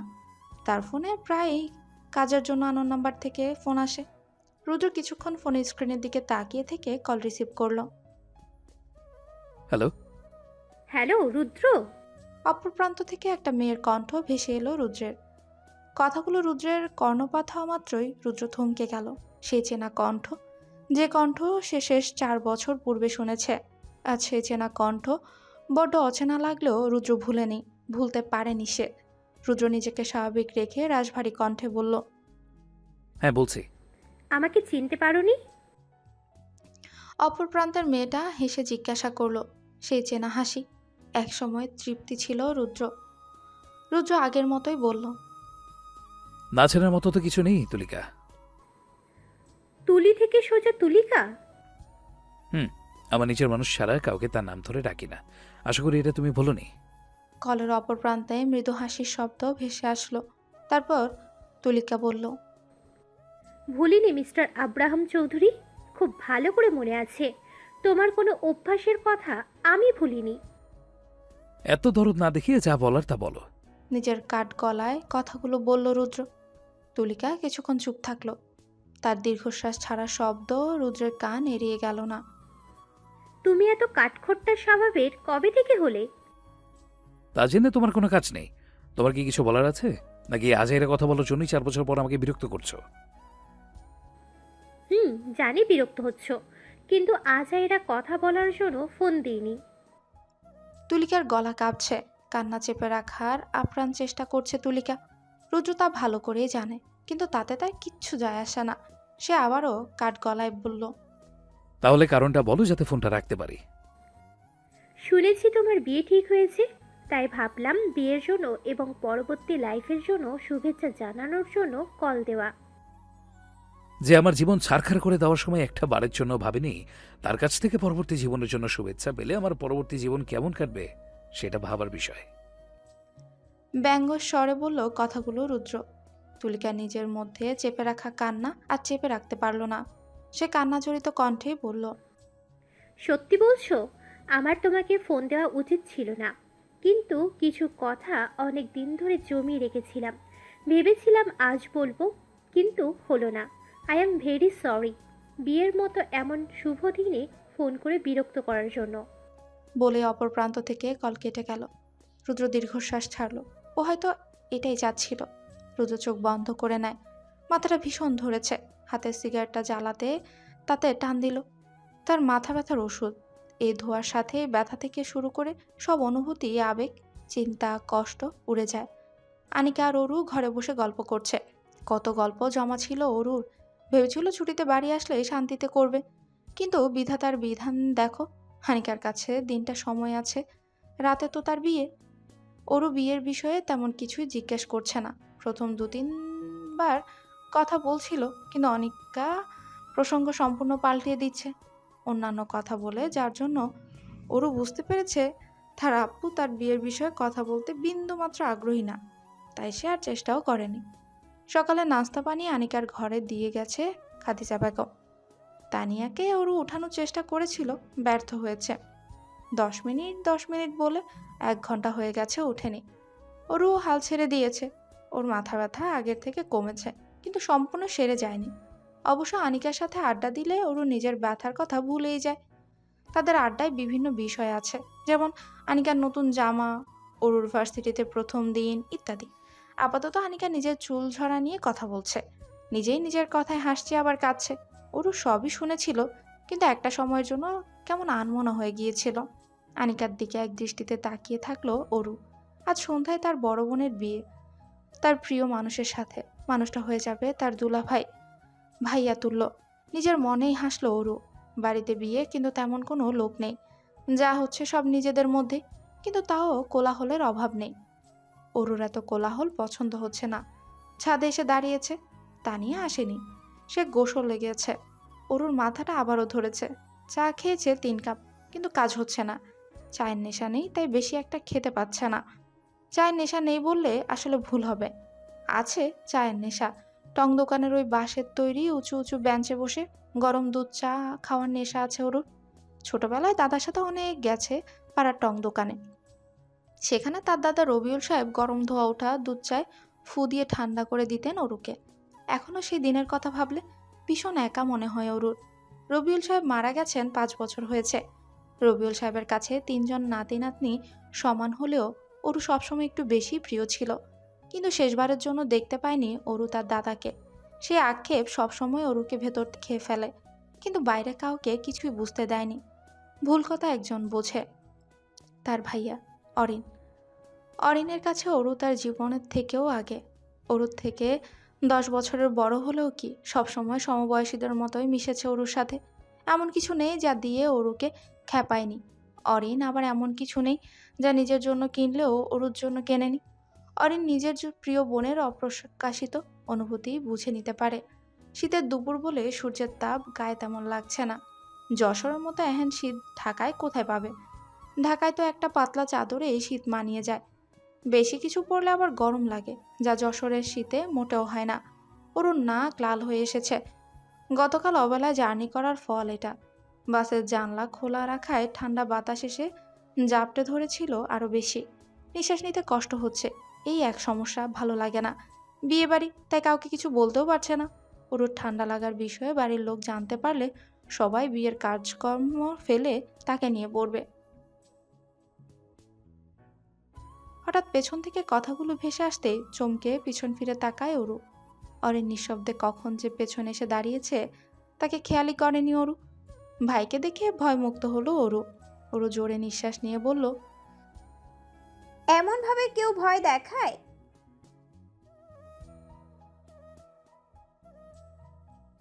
চাপা হাসলো অরিন। ও তাই? বলে অরুর দিকে ঝুঁকে এসে অরিন। তার চোখের তীক্ষ্ণ দৃষ্টি। অরু ছোট করে ঢোক গেল। অরিন গম্ভীর স্বরে বলল,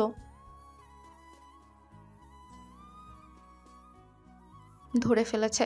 ওরও জানতো তার লাল নাক দেখলেই অরিন কি পুরো পরিবার বুঝে যাবে তার ঠান্ডা লেগেছে। তাই তো কারো মাঝে যাচ্ছিল না, ভাইয়ের সাথেও কথা বলছিল না। ওরও আমতা আমতা করে বলল, একটু লেগেছে।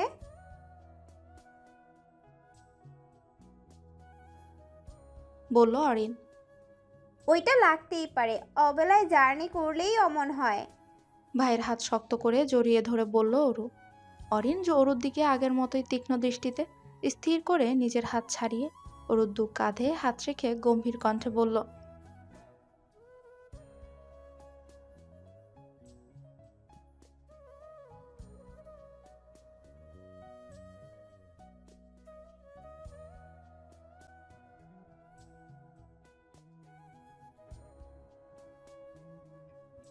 অরিনের কণ্ঠে তিরস্কার। অরু ভাইয়ের কথায় উত্তেজিত হয়ে বলল, ইস, কি সব অশুভ কথা বলছিস ভাইয়া? শোক বাড়ি হতে যাবে কেন? তাড়াহুড়োর মধ্যে বিয়ে হলে এমনই হয়, বুঝেছিস গাধা?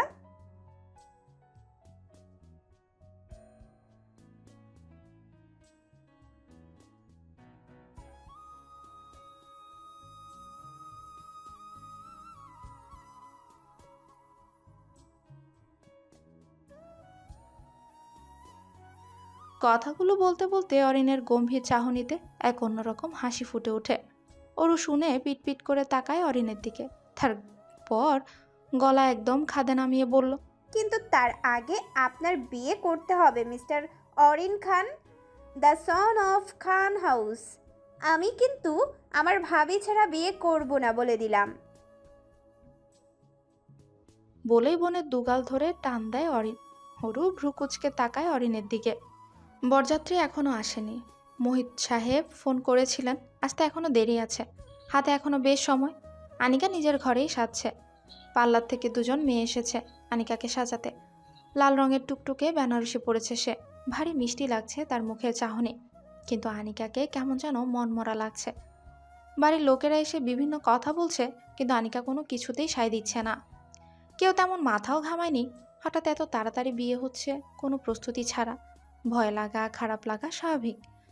তানিয়া আর অরু ঘরেই বসে সাজছে। অরু সুন্দর লাল কালারের গাউন পরেছে, চুলের মাঝে সিঁথি করে চুল ছেড়ে দিয়েছে। অরুর ওয়েভি চুলগুলো দারুণ যাচ্ছে। চোখে গাঢ় করে কাজল দিয়েছে, ঠোঁটে গাউনের সাথে ম্যাচিং করে হালকা লিপস্টিক দিয়েছে। ফর্সা চাহনিতে যা দারুণ লাগছে। বরযাত্রী আসতে আর কতক্ষণ লাগবে? কাজল পড়তে পড়তে জিজ্ঞাসা করলো তানিয়া। অরু খাটে বসে হাতে পরার জন্য চুড়ি সাজাচ্ছিল। তানিয়ার প্রশ্নে মুখ তুলে চাইল, জানি না রে, বাবা বলেছেন এখনো হাতে সময় আছে। ও। দুজন আবার নিজের কাজে মন দিল। অরু আর তানিয়া খাটে বসে আছে। অরু তানিয়াকে ইয়াররিং পরিয়ে দিচ্ছে। এমন সময় দরজায় ঢং ঢং শব্দ হতে দরজার দিকে তাকায় দুজনেই। দরজায় বাড়ির চাকর দাঁড়িয়ে আছে শামসুর মিয়া। এনি অরু জন্মানোর আগে থেকে খানবাড়িতে কাজ করছেন। শামসুর মিয়াকে দেখে অরু হাসি মুখে তার দিকে এগিয়ে গেল। শামসুর মিয়া দাঁত বের করে হাসেন, তারপর বললেন, বড় আপাজান আপনাদের ডেকেছেন। দাদিজান ডাকছেন? কোনো সমস্যা হয়েছে কি? অবাক হয়ে প্রশ্ন করলো অরু। তা তো কইতে পারছি না, আপনারা নিচে যান, আপাজনই নিজেই বলবে। বলে 1 মিনিটের জন্য দাঁড়ালো না শামসুর মিয়া, গটগট করে হেঁটে চলে গেলেন। অরু বেশ অবাক হলো। তানিয়া পাশে এসে দাঁড়িয়েছে। সে অরুর কাঁধে হাত রেখে বলল, কি হয়েছে রে? অরু তানিয়ার দিকে তাকিয়ে বলল, দাদিজান তলব জানিয়েছেন, আমাদের নিচে যেতে হবে। তানিয়া কথা শুনে মাথা হালকা নাড়ায়। অরু আবারও বলে, তোর কি হয়ে গেছে? হ্যাঁ, আমিও রেডি, কিন্তু তোদের ফ্যামিলির মিটিংয়ে কি আমার যাওয়া উচিত? গলায় সংকোচ সম্পূর্ণ স্পষ্ট। তানিয়ার কথা শুনে অরু চোখ ছোট ছোট করে তাকায় তানিয়ার দিকে, তারপর বলে, অবশ্যই, তুই আমার বান্ধবী, মানে এই পরিবারের সদস্য, তুই অবশ্যই যাবি। দাদিজান যা বলবেন তা তোর শুনতে হবে, বুঝলি? তানিয়া অরুর কথা শুনে মিষ্টি করে হাসলো। তারপর নিজের বান্ধবীকে জড়িয়ে ধরে বলল, আই লাভ ইউ বাবু। অরু তানিয়ার কথা শুনে মুখ বিকৃত করে বলল, ইস বাবু, আমাকে দেখে বাবু মনে হয় তোর? হ্যাঁ, তুই আমার জন্য জানের টুকরা, তুই আমার বাবু। আমার বিয়ে যদি আগে হয় তাহলে তোকে আমি আমার ভাসুর বা দেবরের সাথে বিয়ে দেব, আর যদি তোর বিয়ে আগে হয় তাহলে আমি তোর ভাসুর বা দেবরের সাথে বিয়ে করব। উৎফুল্লিত কণ্ঠে বলল তানিয়া। তার কথা শুনে ওরু আবারও মুখ বিকৃত করলো। তীক্ষ্ণ কণ্ঠে বলল, উফ, তোরা এসব কি শুরু করেছিস? কেন? আমি আবার কি করলাম? এই যে বিয়ে, প্রথমে ভাইয়া আর এখন তুই, সব আমার বিয়ের পিছনে পড়েছিস। তোদের দুইজনের বিয়ে দিতে হবে দেখছি। শেষের বলা কথাগুলো তানিয়ার কর্ণপাত হওয়া মাত্রই ওর মুখের হাসি সরে যেয়ে হাজির হলো খানিক লজ্জা। ওর গাল দুটো কেমন লাল হয়ে যাচ্ছে। তানিয়া ওর কথা শুনে একটা ঢোক গিলতেই গেলেও কিন্তু তাও হলো না। গলা কেমন শুকিয়ে গেছে, ঢোকটা মাঝে যেয়ে আটকা পড়ে গেছে হয়তো। তানিয়া জানলার কাছে যেয়ে দাঁড়ায়। ওর বিষয়টা লক্ষ্য করলো। মনে মনে ভাবতে লাগলো, আমি কি কিছু ভুল কথা বললাম? না না, তা কিভাবে হয়? ভুল কথা বললে তো রাগ করতো তানিয়া, তা তো করেনি। তার মানে মানে আর ভাবতে হলো না অরুর। অরুর চোখ বড় হয়ে গেল, মুখে এক অন্যরকম হাসি ফুটে উঠেছে তার। সে তানিয়ার কাছে যেয়ে গলা একদম খাদে নামিয়ে ফিসফিস করে কানে কানে বলল, ভাই, আমি যা ভাবছি সেটা নাকি? তুই কি? বাকিটুকু আর বলতে পারলো না অরু। তানিয়া অরুর দিকে তাকিয়ে বামের রানে জোরে জোরে নাড়াতে লাগলো। অরু তা দেখে হেসে ফেললো, তারপর বলল, তার মানে যা ভেবেছি তাই?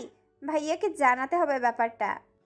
অরুর কথা শুনে তানিয়ার চোখ কটর থেকে বেরিয়ে আসার মতো উপক্রম হলো। তানিয়া চেঁচিয়ে উঠে বলতে লাগলো, এই শয়তান, না না, তোর ভাইয়াকে কিছু বলবি না কিন্তু। কেন? কেন মানে কি? আমি প্রথম দেখায় পছন্দ করেছি বলে কি তোর ভাইয়াও পছন্দ করবে নাকি? তাও কথা। বলে অরু মিটিমিটি হাসলো। তানিয়া বুঝতে অরুর মাথায় কিছু চলছে। তানিয়াকে একটা ভয় ঘিরে ধরলো। যদি অরু ওর ভাইকে তানিয়ার অনুভূতি সম্পর্কে জানিয়ে দেয় তাহলে কি লজ্জার ব্যাপার হবে? লোকটা কি ভাববে ওর বিষয়, যে নিজের বন্ধুর সাথে ঘুরতে এসে বন্ধুর ভাইয়ের উপরে গলে গেছে? কি ফালতু মেয়ে রে বাবা। তানিয়া কাপা কাপা কণ্ঠে বলল, ভাই, তুই কিন্তু কিছু বলবি না। বিষয়টা কিন্তু আমার জন্য লজ্জাজনক হবে। বুঝছিস না কেন? তানিয়ার কথা শুনে ওরও নিজের ঠোঁট কামড়ে হাসলো, তারপর চাপা গলায় বলল, সেটা দেখা যাবে। এখন চল, দাদিজান কি বলেন শুনতে হবে তো। তানিয়ার চোখে এখনো আতঙ্ক।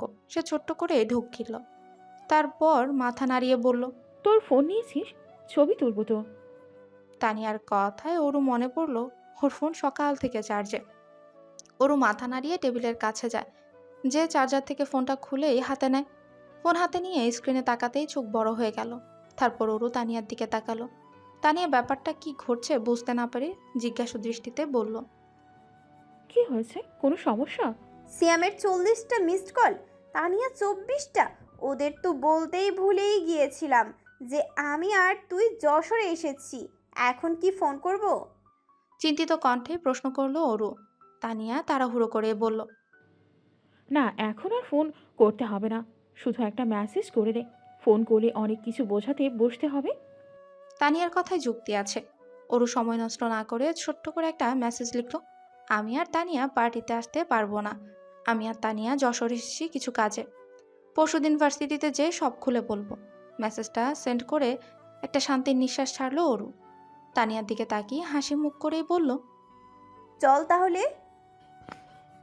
আজ কি মামার বিয়ে? মাকে প্রশ্ন করলো ইভান। বিধি ছেলেকে পাঞ্জাবি পরার ছিল। ছেলের প্রশ্নে ছেলের দিকে তাকিয়ে মুখে হাত স্পর্শ করে বলল, হ্যাঁ, আজ তো একমাত্র মামার বিয়ে। বাড়িতে নতুন সদস্য আসবে, তোর মামি।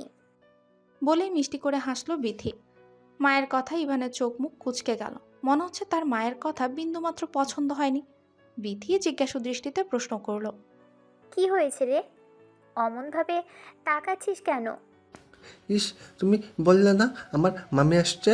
ইভান নিজের বাচ্চা স্বরেই বলল, তো তো কি, মামির শব্দটি কত ওল্ড ফ্যাশন, তুমি বুঝতে পারছো? আমি ইশান, নিজের মামার বউকে মামি বলে ডাকলে তার কি কোনো রেসপেক্ট থাকবে? ইভানের পাকামো কথা শুনে বিথির চোখ কপালে। ছেলেরা পুরো হয়েছে বাবার মামার মতো, একদম মাথার উপর দিয়ে যাওয়া ব্যক্তি এরা দুজন। ইভানও সেই ক্যাটাগরিরই। বিথি চোখ পাকিয়ে উঠল। এবার মায়ের চোখ পাকানো দেখলে ভয় পায়। তার উত্তেজনা সব ফানুসের মতো এক মুহূর্তেই উড়ে যায়। তার চুপসে যাওয়া মুখের পানে তাকিয়ে বিথি কড়া গলায় বলল, তাহলে কি বলবি শুনি? শুনবা? মায়ের কথা ইভানের উত্তেজনা আবার ফিরে এসেছে। বিথি ছেলের দিকে তাকিয়ে চোখ কুঁচকে বলে, শুনবো। আমি মিমি বলে রাখবো। ছেলের কথা শুনে বিথির কান থেকে শুরু করে চোখ মুখ কুঁচকে গেল। মিমি আবার কেমন করে মামিকে ডাকে কে জানে।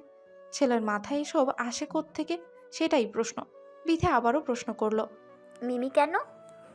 মায়ের প্রশ্নের অপেক্ষায় যেন করছিল এমন করে ইভান বড়দের মতো জোরে নিঃশ্বাস নেয়, তারপর বলে,